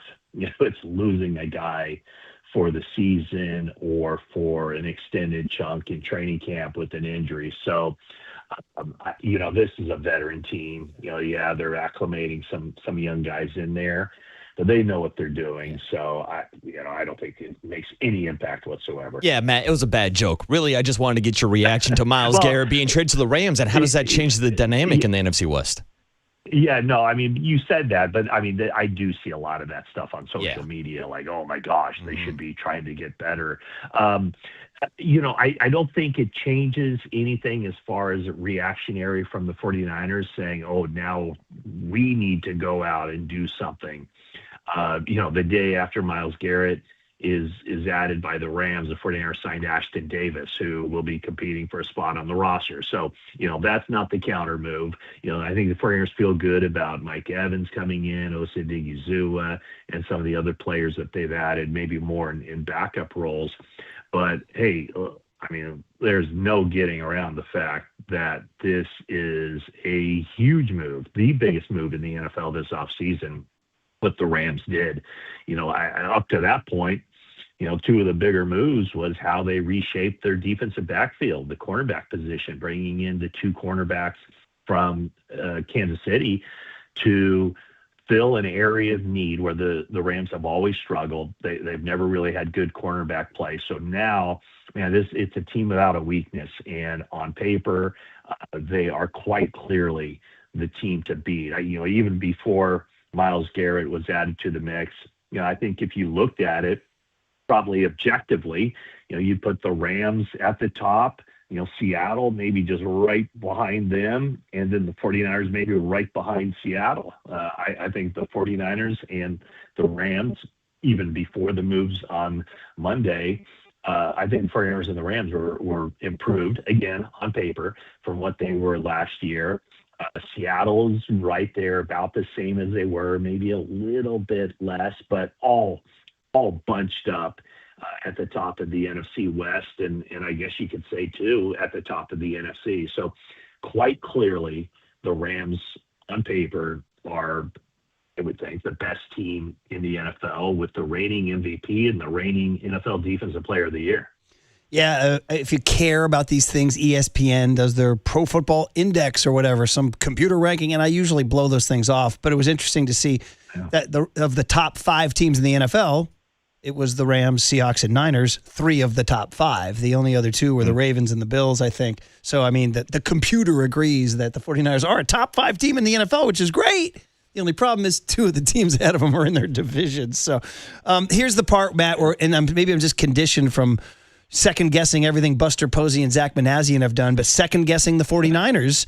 Why didn't they get Myles Garrett? Like, why? So is the answer they didn't have a Jared Verse to trade, or was it Nick Bosa that would have had to go? Or just, if you're John Lynch, how do you answer? Hey, why did your rival get the guy and you didn't?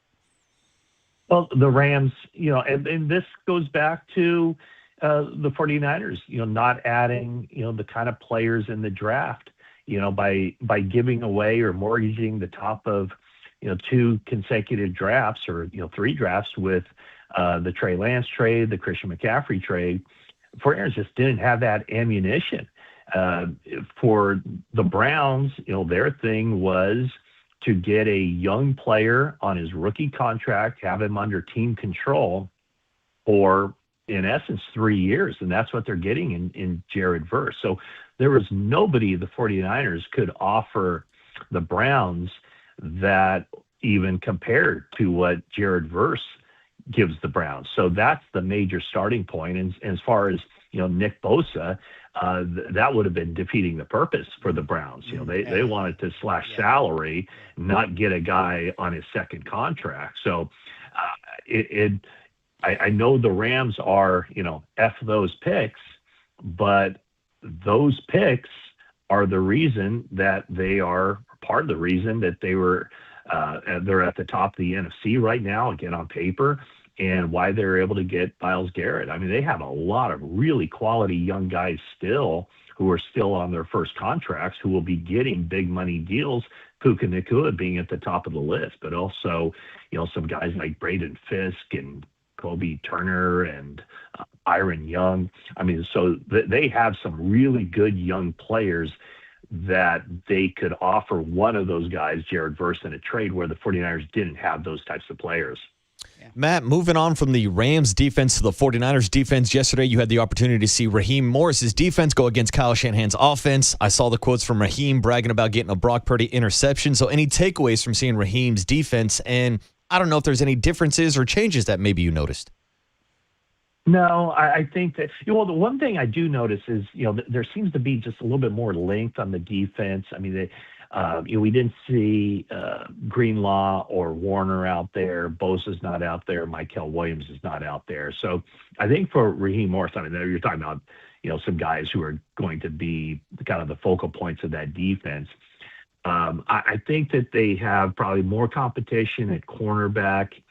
Renardo Green still, in the driver's seat, I think, to win a starting job. But I think he's going to get pushed. I saw Jack Jones out there, guy who started a lot of games here in recent seasons in the NFL.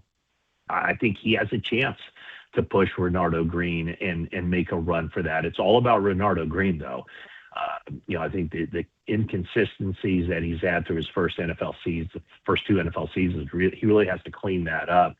But I think with Raheem Morris, he's kind of a chameleon type of defensive coordinator. He changes. He doesn't take like one system and just kind of pinhole it into other spots and say, this is what we're doing, and let's get let's have the players adapt to us. Now, I think he really adapts to the defense, the personnel that he has. So I think it's always going to be ever changing as far as from a week-to-week basis, what they feel gives them the best chance against a particular opponent. So I think it's very much a very fluid defense as far as Morris figuring out how the pieces best fit. But there's a lot of things they're going to try to do and kind of weed it out and then kind of focus in on what they do best. But, they do. I would say they do have some shortcomings, the major one being the defensive line, the pass rush. Yes, adding Bosa definitely helps. They're expecting Romello Height to add something, but as far as the outside pass rush, there's not a lot of depth there. There's not a lot of guys that you could expect to pop in with 5 or 6 or more sacks on the season. So there's very little room for error there on the defensive line, especially pass rush situations, edge rushers, and that's where, when you look at the rest of the NFC West, that's where quite clearly, the Rams are better than the 49ers in that area, and I think quite clearly Seattle's better than the 49ers in that area. Yeah, it's going to be an incredible season that way. Matt, just before I let you go, it seems like based on tweets and reports and all that, like Mike Evans was a huge hit down there. Everything you've read about him, the professionalism, the talent, all that stuff. So, I mean, I know the knock is he's too old. That's the knock, right? Mm-hmm. But was there like a palpable effect of this guy being in the building? Well, it's kind of interesting because, he has that reputation of being like a non-diva type of wide receiver, and you have to search long and hard for those guys in the NFL. But when he comes to the podium and his T-shirt reads "humble over hype," he's talking about putting it out there, And so to hear him talk and the way he handled questions and the way his teammates talk about him, when he says part of the reason he came here was to play with Brock Purdy and how those two guys are already forging a nice rapport off the field as well as on the field. George Kittle said that there was a red zone session, I think earlier this week, where he caught like 5 touchdown passes. He's got that big frame. And, when I look at it, kind of to bringing it back to Marcus's question about, dealing with Myles Garrett, I think that's a huge, huge key to improve the wide receiver position. And it does look improved over a year ago. It's dealing with Myles Garrett, Brock Purdy twice a year at least. He's going to have to get the ball out of his hands very quickly. He cannot hold it and expect the pass protection to be there and just create a wall, a fortress for him from which to throw. He has to be able to get rid of the ball quickly. And Mike Evans, with his size, kind of always open. They need Ricky Pearsall to get open quickly, Stribling, Christian Kirk, whoever else they have out there. And I would say one of the takeaways was that watching the 49ers practice a couple of times with their full team, the wide receivers definitely look better. And I don't know if I'd place all of it on this, but I do think that Mike Evans and the professionalism and what he's done throughout his career is a huge benefit to some of those younger wide receivers to just be around him and be in his presence. Matt, I got to say, one of my first honest reactions to seeing the Myles Garrett trade was, damn, I hope George Kittle is ready to go week 1 down in Australia just to have him there to chip block Myles Garrett. Now, after hearing the comments from George Kittle yesterday talking about how he's ahead of schedule, are you more optimistic that George Kittle could be out there week 1? Well, George is a very positive guy. George would never, ever paint anything in the way of any pessimism or anything of that nature. I just don't know. I mean, we'll have to see how this thing plays out. I mean, training camp opens in late July, and then there's, another month plus until the season starts. It's a big ask when you consider that he won't have, the season would start 3 days earlier than it ordinarily would on a Sunday. You kind of factor in that whatever it is, 16, 18-hour flight to Australia, a week of practicing in Melbourne. Boy, it's a big ask. I think that in my mind, it's trending more toward him not starting the season on PUP, which would eliminate him for the first 4 games of the season. But they might opt to, even if he's feeling pretty good, they might opt to just keep him out for a game or 2 rather than the full 4 games. But all that is determined by what markers they put in place that he has to hit in order to prove to the strength and conditioning staff, the athletic training staff, and all those people that he's ready to go out and play at a high level, because they need, as big as week 1 is against the Rams and all the eyeballs in the world will be watching that one, it's much more important to have George Kittle playing his best football November, December, going into January. All right, Maddie, that's it. What, one practice today and then July 26th, huh? That's it. That is it. Then it's off to Ireland for you. Off to Italy, then Ireland. Oh, nice, Maddie. I would say those are the two finest nations outside of America you could visit, my friend. I wonder why you say that, Murph. There we go. There you go. Well, good for you, bud. And Murph, I ran into a gentleman last night, Larry, who was like, "Tell Murph he needs to lean more into his Italian culture." Oh, and I said, "Well, I said, well, his name is Murphy." He goes, "Yeah, but he's got to play it up a little bit more." This wasn't Larry Nibby, was it? Giants. It was. It was Larry Nibby. Because Larry was present when I hosted Tony Vitello at the Italian Athletic Club. What more can I do? Yeah. I made the joke that the budget is so light at the Italian Athletic Club they had to hire a guy named Murphy to host, right? So, listen, Larry. He's the guy. He's the best. Larry's the best. In fact, if we had more Larry Nibbies in the city and in the Giants building, then the world would be a better place. So I'll see you at a stag, buddy. More Larry Nibbies out there. Not just here, just everywhere. He's awesome, and the Italian Athletic Club is awesome, as we know. We had a great night there with Tony, and it's like it's your own private bar in North Beach, man. That's what it is. Oh, perfect. All right, so cocktails at a reasonable price. A little stag dinner. I'll see you there at the lawn picnic tables. Let's do it. All right, have a great time off. I don't know how this affects us talking to you. I don't even know. We'll figure it out. Yeah, we'll figure it out. It'll all work out. All right, Matt. Thanks, have a great Thursday. All right, gentlemen. Okay. Matt Mayoko on the 49ers who are fearing Myles Garrett. All right, little open segment to return to our Zach Manassian discussion, and then Marcus Thompson on the NBA Finals. He was there in San Antonio. Live report at 9:30 on The Sports Leader.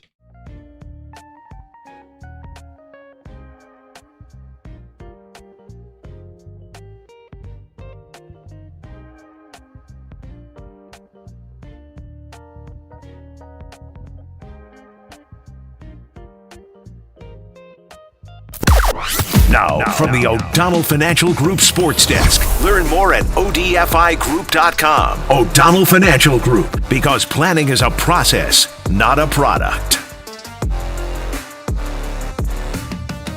Tickets. We got tickets. Right here on the ticket giveaway leader, the Murph and Marcus Show, we are always giving away tickets and always rewarding our audience. Well, this week and this week only, you've got the opportunity to go see Tom Jones. That's right. 2 tickets to go see Tom Jones Sunday, November 1st at the Masonic.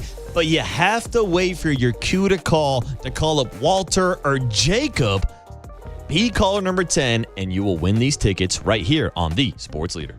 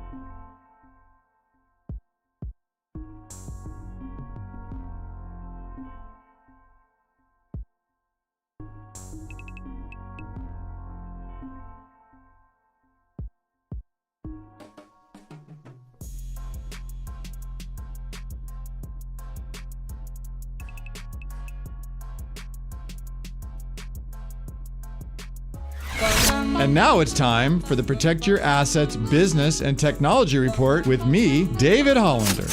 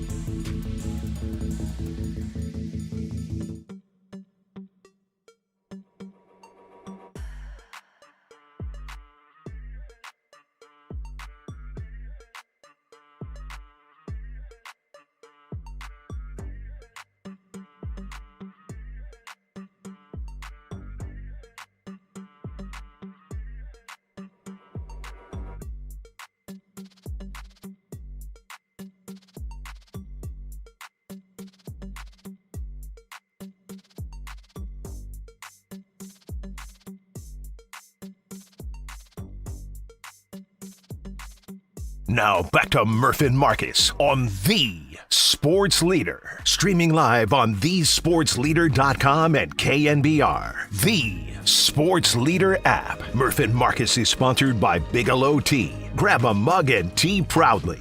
We let the manager make the lineup. So no different than my time here with Bob Melvin and other managers. I think Tony's got a great deal of support around him.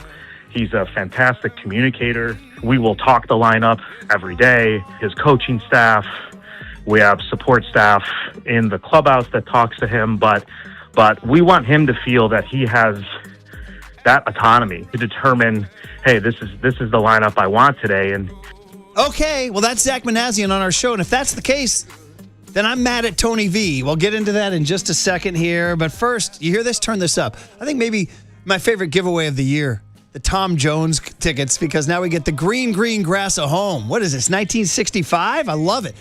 Sunday, November 1st at the Masonic. The ageless Tom Jones. 2 tickets. Call Jacob right now. Call the Vigilante. Caller number 10, 415-896-KNBR. 415-896-KNBR. 2 tickets to see this guy, Tom Jones, sing about the green grass of home at the Masonic November 1st. The prize is furnished by Live Nation. Find the official rules at thesportsleader.com. And if you don't win the tickets, well, they're on sale now at livenation.com. November 1, Tom Jones at the Masonic. Why am I mad? I'm mad because Susan Slusher just tweeted the lineup. Casey Schmidt leading off in left. Rafael Devers hitting second at first. Luis Ariz hitting third at second. Willie Adames hitting fourth at short. Jung-Hoo Lee hitting fifth in right. Bryce Eldridge hitting sixth at DH. Matt Chapman hitting seventh at third. There's a little switch. I'm not mad at that. Yeah, move Bryce up. Batting eighth at catcher, Eric Haas. All right, a little day game after night game. And batting ninth in center, Drew Gilbert. Here's what I'm mad about. Vic Barracoto hit a home run yesterday. Build on that confidence. Don't tell the kid, hey, you hit a homer, grab some pine. So you go Vic Barracoto in right, Jung-Hoo Lee in center, and let the kid continue. There's no reason Drew Gilbert should be getting the start over Vic Barracoto. So I'm mad. I'm mad. And Murph, I get your frustration because I know that you're a Vic Barracoto guy. But also, this to me feels like this is part of Tony V's blueprint that we talked to him about last week, where it does seem like he's got some of his lineups, if not all of his lineups, damn near set going into a series. They're going to play Drew Gilbert against a righty, get that lefty-righty matchup. If Drew Gilbert's not going to play against a righty, then he's not going to play at all. My guy, Vic Barracoto. I'm a Vic Barracoto guy. There's a lot of passion in that soundbite. Yeah, you are a Vic Barracoto guy. Do you have Ed Asner saying I don't like it? Yeah, I got that for you, Murph, because if you really want to go there. I don't like it. Thank you very much. Yeah. All right, we got a guy, Poser. He's out in Fairfax. I've known Poser for a little bit. He thinks we're too negative. He's also a friend, so he needs some airtime. He made a legendary call about the Warriors a few years ago that we racked. Poser in Fairfax, my guy. Good morning. What's up, Poser? What's up, Coach? How you doing? Coach, it's always good to hear from you, man. And we're licking our wounds with the Giants every day. Can you hear me okay? Oh, you're loud and clear, buddy. Great connection. Coach. Great connection. Oh, great. What's up, Marcus? What's up, brother? Hey, thanks for taking my call, man. It's nice to talk to you guys again. It's great to hear you, bud. Hey, I called in last year, Murph, to just congratulate Candace on a swim title. She got another one since we last spoke. So congratulations to the family. That was pretty cool. We appreciate it. She's good at it. And, yeah, it's fun, man. So thank you. Yeah. Thank you, Coach. I need Candace running the Giants. Yeah, there you go. Yeah. There you go. I'm just calling in because, I listen to you guys a lot, and I watch a lot of Giants baseball, of course. And I just feel like there's a lack of sort of patience and grace and time and support and love for this organization right now. I mean, they're not winning. The record's terrible. But, man, it's like the greatest city in the world, the greatest stadium in the world. We got 3 World Series titles in 15 years, I think. Is that 15 or 16 years? Marcus, pop quiz. You ready? Yeah, what do you got, Poser? How many teams have won World Series since the Giants last won a World Series? Teams, not years. Oh, how many teams in total since 2016? Yes, sir. I would guess 8. Yes, sir. 8 would be my guess at the top. 8. 8's the answer. And how many teams?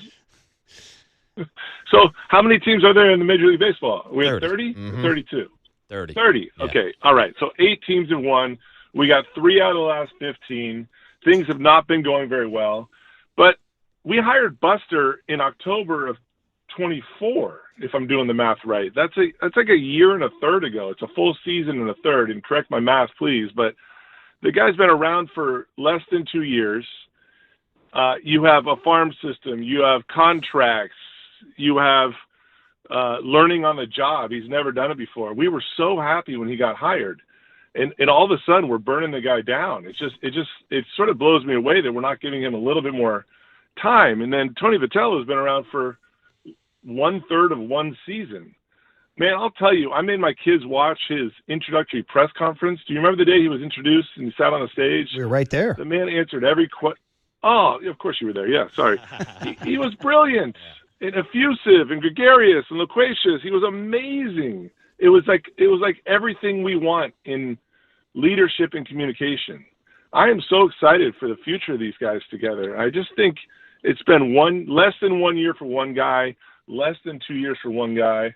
They just need time, right? And all these calls, I'm not calling to criticize calls who are critical, but you're calling in to criticize the history of our drafting and our farm system. It's like, yeah, that's why we got new guys. We got new guys because it wasn't going well. So I just think they need time. And I just think there's this incredible baseball team full of interesting players, and they're not playing well. But one more thing I picked up, I was doing a little research because I knew I was going to call in. I just want to be prepared. So interesting to me, Oracle ranks 28th to 30th in average home runs per season. Does that sound about right? Yes. Okay, and our last title was 2014, and then I looked up today, when did the term launch angle come into our common dialect?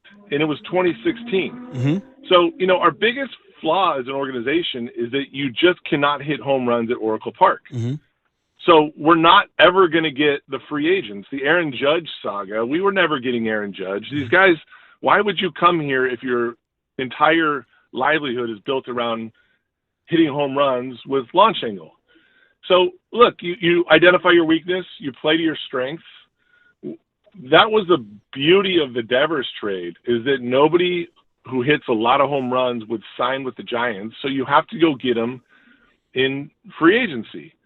And funny enough, I was watching the Giants game about a week ago, and Kruk and Kuip were talking, and Devers, I don't know if you remember this game, but it was a home game. Devers hit a ball as far as you can possibly hit a ball without it leaving the stadium at Oracle.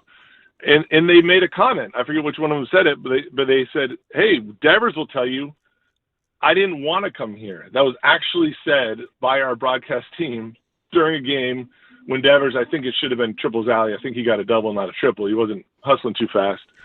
But that's the truth. The big name free agents don't want to come here.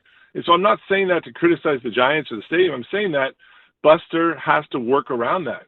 We have to build the farm system, and we have to draft, and we have to trade. But all of these things take a tremendous amount of time.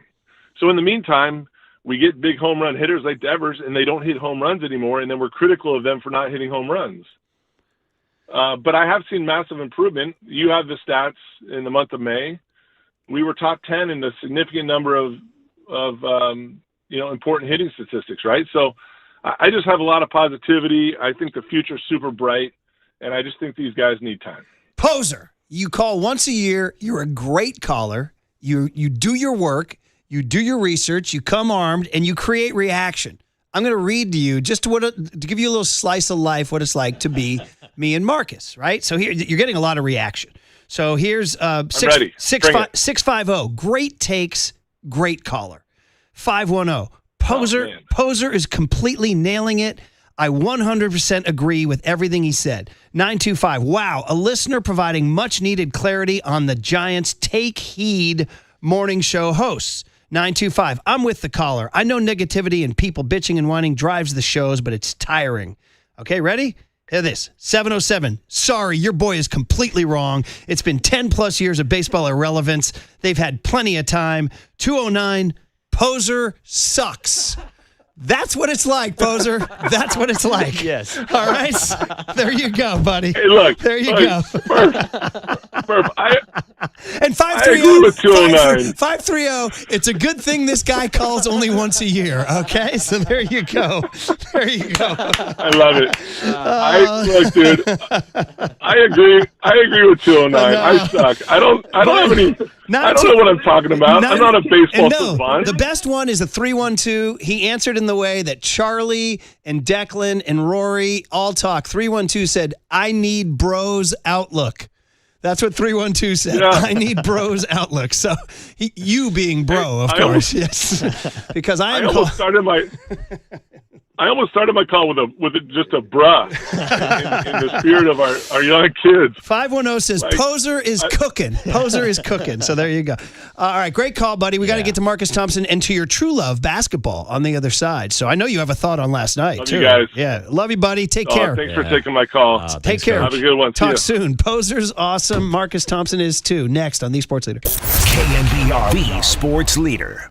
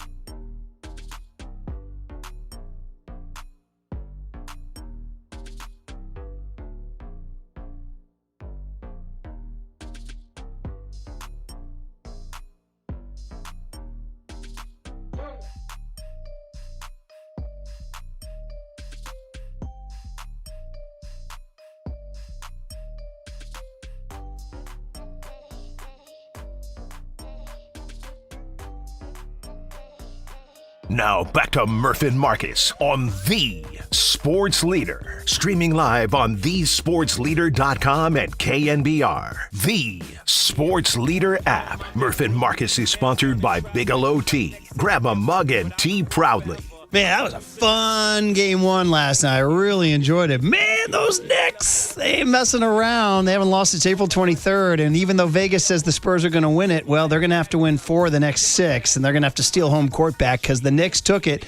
And whether it was Jalen Brunson's clutch shots down the stretch, Josh Hart's do everything plus 22, Mitchell Robinson D'ing up a guy with a broken pinky, Wemby being that guy, or Karl Anthony Towns doing it on both ends of the court. Lot to discuss. Wemby said he was bad. We'll see what Marcus had to say. Marcus Thompson of The Athletic was there. Marcus, that was a really interesting game one, brother. Good morning. What's up, Marcus?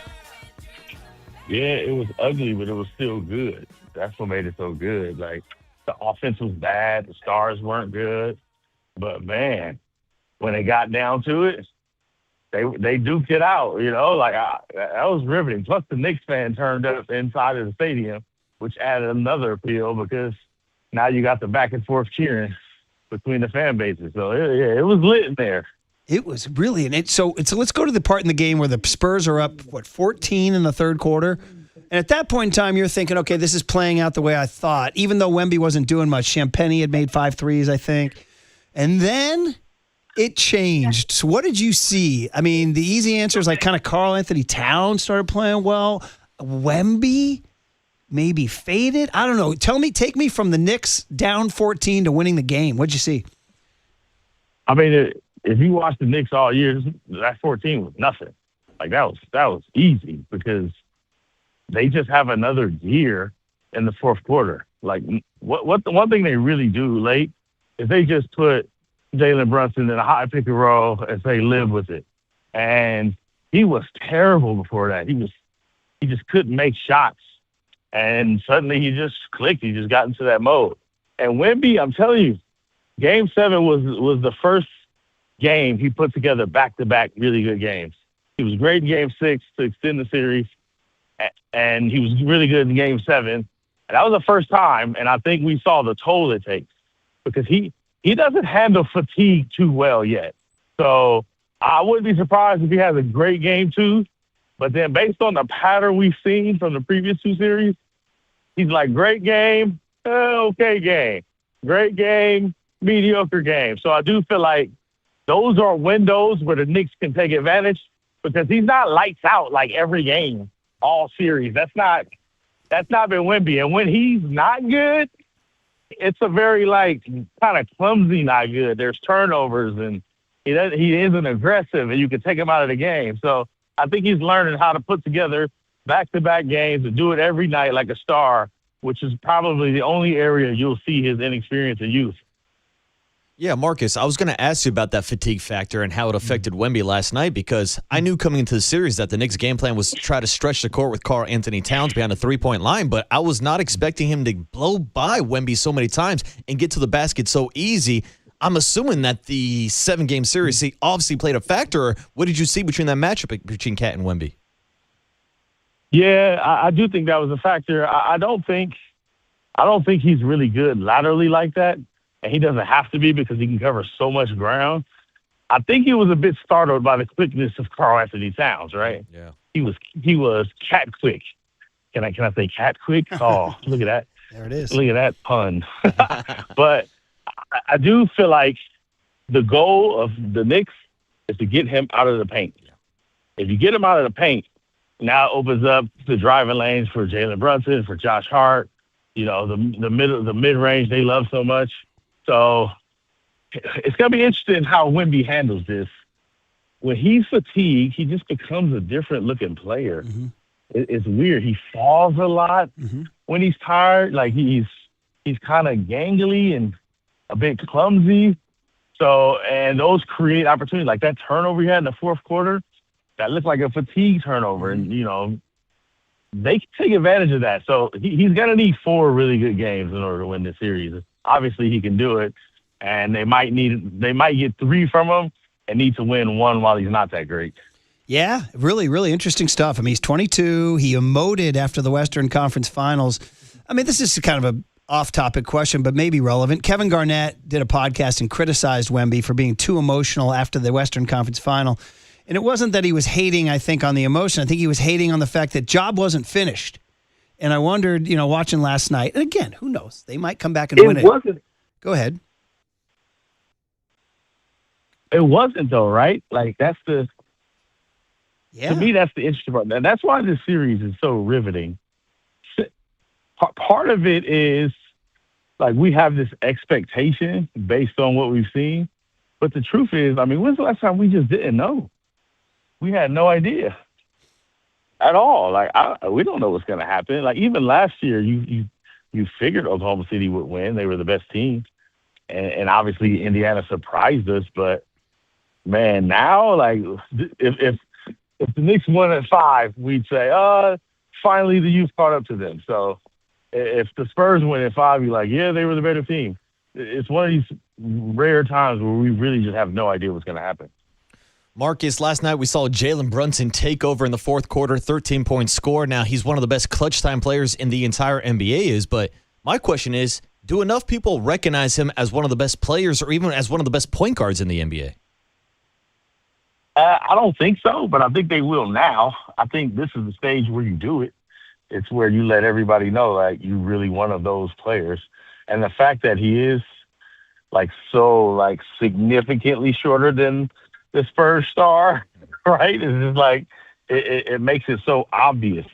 I do feel like people will start knowing he's going to have these moments like last night. He's going to have these opportunities to where he can show in the same way like you see a Steph Curry do it. Like, I'm 6'2", but like I'm up here with the legends. And on top of that, every Knicks legend, every New York actor ever, every Spike Lee co-star is at these games, like anointing Jalen Brunson. So people will know who he is now.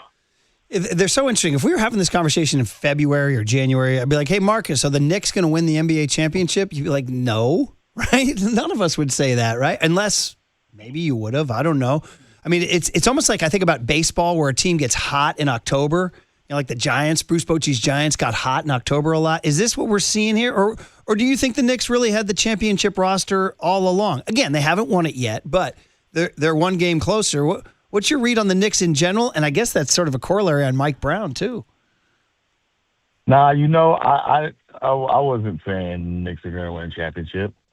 But remember when 2015 when the Warriors won and Doc Rivers was like, man, they got lucky, and that became like the thing. Mm-hmm. I do feel like the Knicks got lucky. Like some of the powers that we thought might give them a problem bowed out. They had a hard time against Detroit this year. Detroit didn't make it. That would have been a tough series where you're like, can the Knicks survive that? That's just a different kind of matchup. Boston flamed out. And perhaps, I think the Knicks might have beat Boston, but what does that take out of you to beat a Boston? So it feels like they got this kind of perfect road for them, and they allowed them to get hot. And I 1,000% believe that this is a team that got hot at the right time, which gives it this like kind of destiny feel. It feels like we're watching something special happen, like some type of like New York fate, destiny, Gotham City stuff is happening right now. The stuff of legend, 40 acres and a mule stuff. I hope Spike's got the camera rolling. You know what I'm saying? Well, Marcus, the Knicks have now won 12 straight games. They've won 7 straight road playoff games by double digits. They're putting themselves now in the conversation with teams like the 1999 Spurs or even the 2017 Warriors. Do you see any connection between what you saw in 2017 with the Warriors and this current Knicks team? Absolutely not. Not even close. Yeah. Right. I mean, like that, again, they beat up some pretty inferior teams, and that's one of the questions heading into these finals, which I think they answered in game one. It's like, all right, you were playing some defenses that are a little generous, and we saw them struggle. Like Jalen Brunson had a rough time. We saw like the high-powered offense that was dropping 40-point quarters with regularity, struggle. They ended up with 105, but it was a tough go. So I do think a bit of their numbers are juiced by the opponents. They're not a world-class team. They're not an all-time team. Like, we're not going to say that. They're just doing an all-time thing for a franchise that is probably the most thirstiest for it we've ever seen. Hey, man, 53 years. We talked about this. When the Rangers won the Stanley Cup in 1994 and Mark Messier won it and New Yorkers cried for weeks about that, that was 54 years. This is 53. It's the same thing, man. They might have to bring Mark Messier out to get the Larry O'Brien if they win it. But I do want to ask about, I sort of asked a little bit earlier, but refocus on this question. How is our guy Mike Brown? 49er fan Mike Brown, University of San Diego Torero Mike Brown. I mean, dude, I hope you've always liked him. I mean, he's not phony, right? He seems to be like we've always enjoyed our interactions with him. Have you enjoyed your interactions with him? How's he handling everything? Oh, man, I love Mike Brown. That is the coolest dude in the building. And the craziest part, he's in the finals. He's coaching, and then I see him for the first time, and he was absolutely the same as he always is. Like, he's up there telling stories about his cursing too much for his mom. Like, that's the thing about Mike Brown. He has been fired, right? He has been ousted. He's been an assistant coach. He's dealt with stars. He's dealt with every type of player. He's been under some incredible coaches. Like, Mike know how to get on his Harley and put it all behind him, right?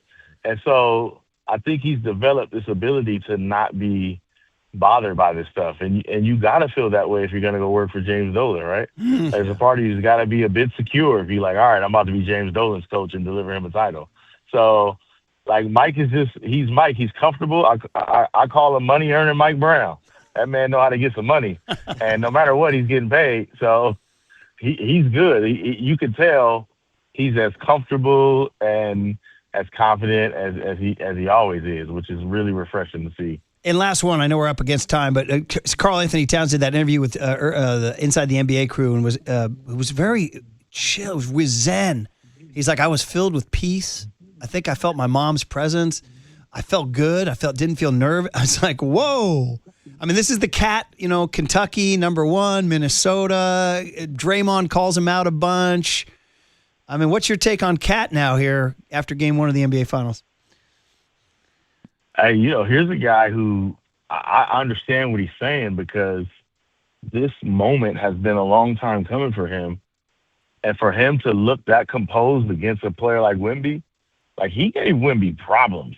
And I do think he's like the player on whom this series will bend. If he can just compete with Wemby in the way that Chet Holmgren couldn't, that's massive for the Knicks. So, like, I mean, this is a guy who's been, in many ways called not worthy of this.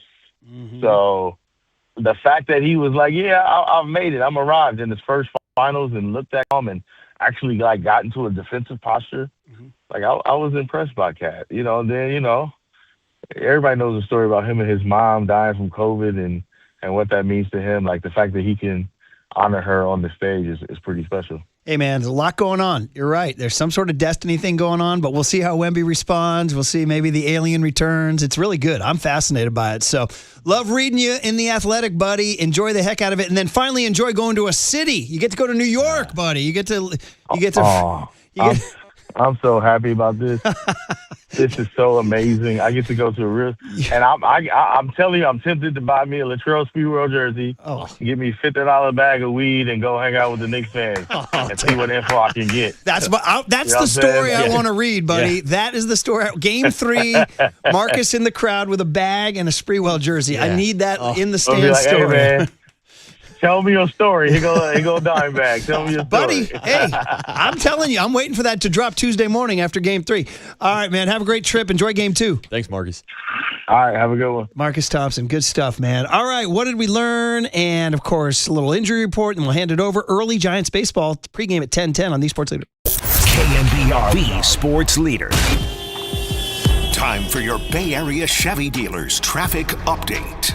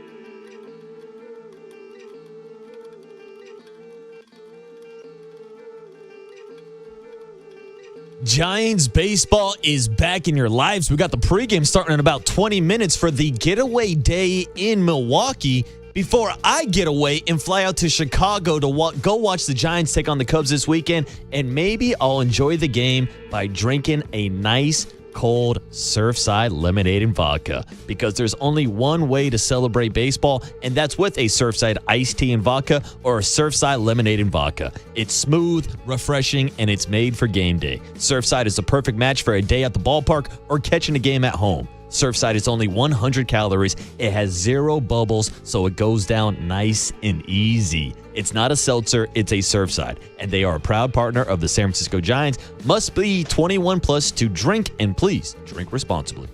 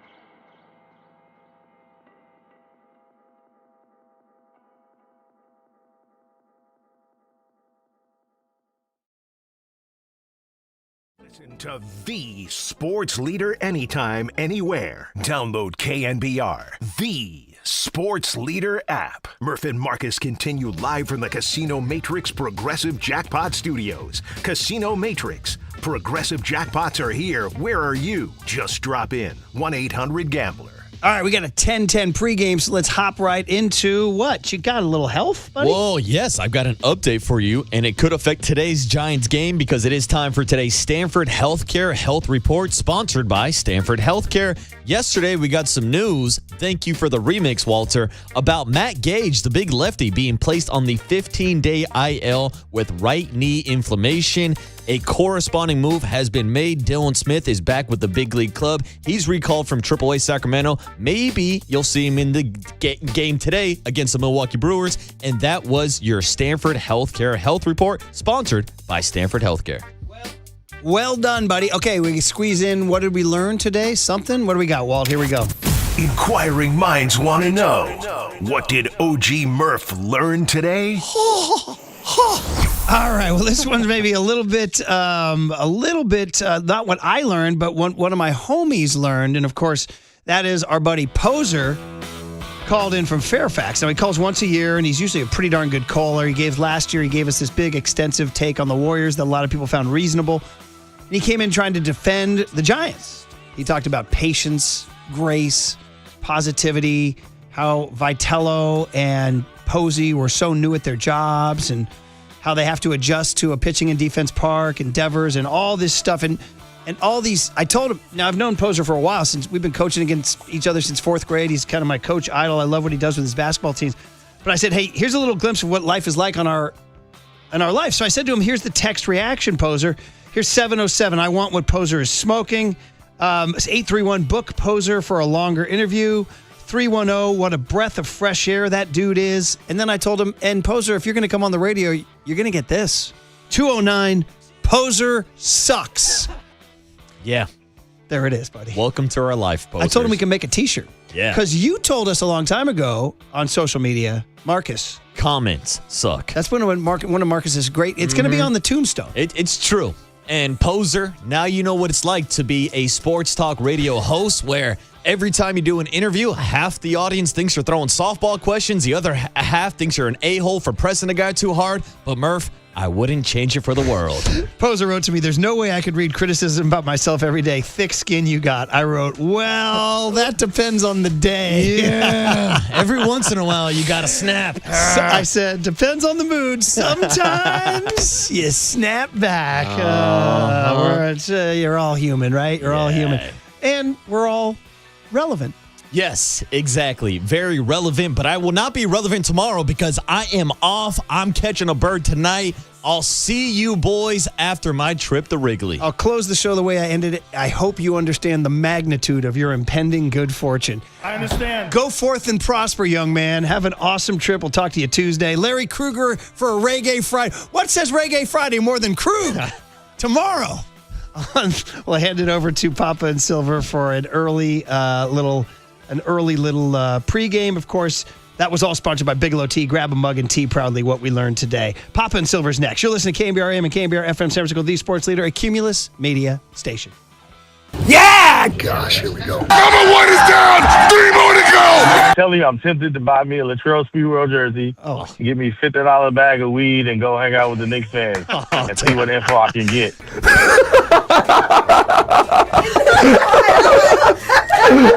Literally, I can't give you an answer, 6-7. That's the end of the game. 4 hours, 3 faces, 2 Gregs, and 1 place to be. Excellent. Greg Papa. Touchdown! San Francisco! And Greg Silver. Let me tell you something. There is no such thing as being calm. I am fired up to be here. This is Papa and Silver. Win. Ready. He throws. Contreras swings, bounces it to short. Charging in Adames. He'll glove it waist high. Throws to first. Got him! And the game is over. Keaton Wynn pitches around a leadoff double in the bottom of the 9th. Strands the tying run at third, and the Giants have beaten the Brewers 1-0. Giants get the 1-0 win over the Milwaukee Brewers. Welcome to the shortest show in the history of Papa and Silver. Guess what? Giants win, you win, because 10-minute show or a 4-hour show, we're still giving away tickets. No tease. Let's just get right into it. Right now, we will take one winner. Caller number 10, 415-896-KNBR. Win a pair of tickets to the Alameda County Fair, happening June 19th through July 12th at the Alameda County Fairgrounds in Pleasanton. It is furnished by the Alameda County Fair, and you can find the official rules at thesportsleader.com. Give Jacob a call back in the studio, helping out Tim in our little 10-minute stint. And JD, it's going to be a short and sweet one. It's good to be with you. And I'll just start by saying the Giants needed that one on many different levels last night. For Logan Webb to go out there, have that kind of performance, for Keaton Wynn to secure the save, that double play to end the 8th inning. And they haven't won a game like that all year. So, yeah, does it change the big picture about where they are in the standings? No. But did they just need that for the sake of morale and having 100 more of these to go? Absolutely.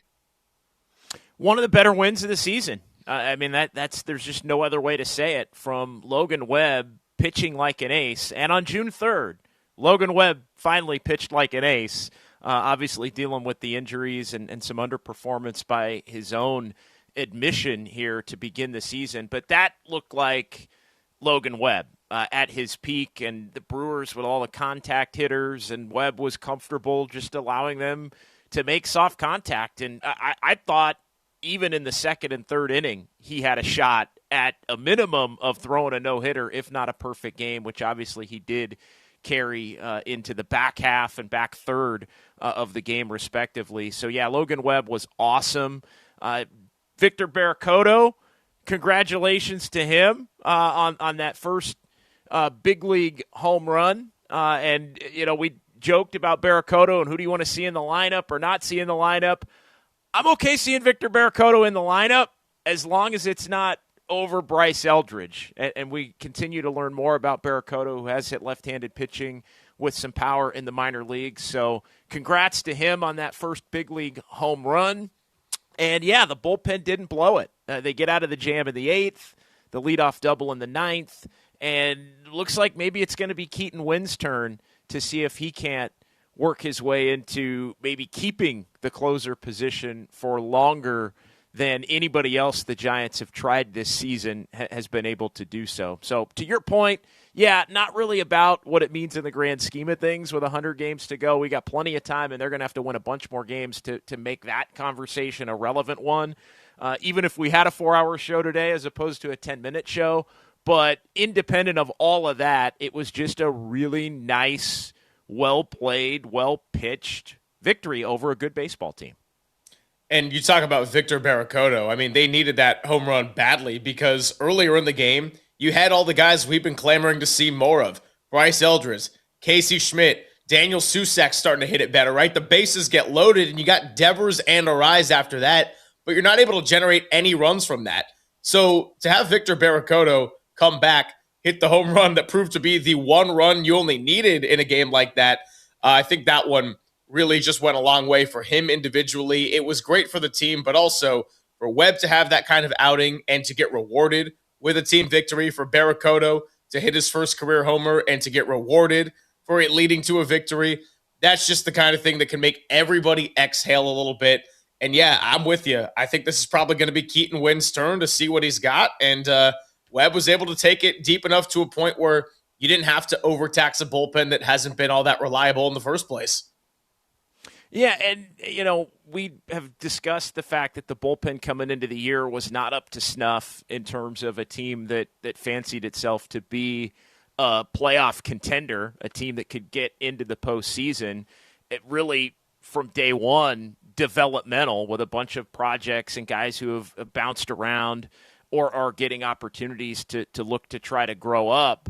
And so on the one hand, it's maddeningly frustrating that the Giants didn't prepare a better bullpen for the belief that they internally had about maybe being a playoff team. But on the other hand, to be perfectly honest, once you accept the bullpen for what it is, not to say that it's good by any means, but if you look at it under the lens of, and how could you not look at it under the lens of, it's something that's a complete and utter rebuild, right? It's that of a team that really is trying to figure out every single slot among the 7 or 8 you're going to have out there.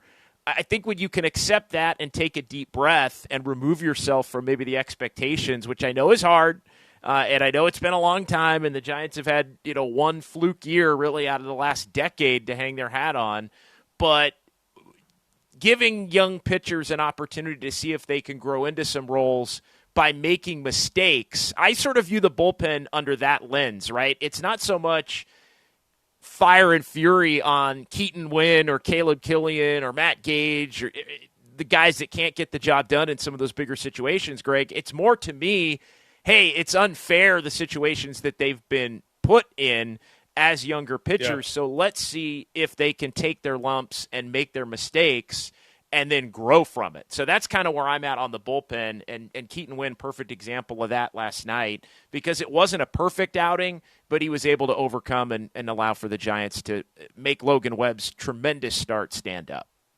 Yeah, and you also hope that you can add Randy Rodriguez back to that mix eventually. And you talk about the bumps in the road. It's funny, I don't know exactly how to evaluate the back third of his season last year after the All-Star break, because yeah, he showed that it was different in the closer role. He looked invincible as the fireman, but then when he was anointed the closer, he wasn't looking perfect out there. But also you wonder how much of this had to do with the pain he was starting to feel in his elbow that ultimately led to Tommy John. And so we'll get a cleaner look at that in the year of 2027, and it's much less so a conversation for today. But I think that's a good way to reframe it when you think about the bullpen.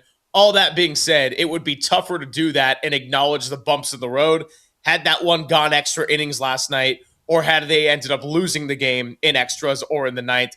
It's a little easier to swallow it when it's like, hey, we get it. We understand what the season has been so far, but they just hadn't had a night like that where they had been able to finish a game like that, where Logan Webb has a performance like that, and it results in a victory for the Giants. So if anything, going into game 4 in Milwaukee, and it's a nice little exhale at 10 in the morning. Yeah, it is, and we'll see. I mean, it's tough to sweep, even if you look at this from the Brewers' point of view as a team having a really good season. It's tough to sweep 4-game series against anybody. It kind of goes to the conversation we had yesterday about, if the Giants can win today, 2-2 against the Brewers at a 4-game set is not a bad thing. Now, does it really make a legitimate dent in the hole that you've dug for yourself? Absolutely not. But I think, again, you almost have to remove yourself from the belief that this team's just going to get it back all at once. And you have to almost go series by series. And even if it doesn't, like I said, make the significant dent in the record to 500 or vault you up the standings in a meaningful way, those are small steps. And, a win today, again, in the grand scheme of things, doesn't mean a whole heck of a lot, but splitting a 4-game series after dropping the first 2 in the fashion the Giants did wouldn't necessarily be nothing. And it's the kind of thing you'd take, Greg, if you were a 500 team right now fancying yourself in the race. Hey, really good show today, Tim. Let's do some quick trivia. That's all the time we got. So we'll pick this up tomorrow at 10 o'clock. Giants-Brewers, game number 4 of 4 in the series, and your pregame starts now.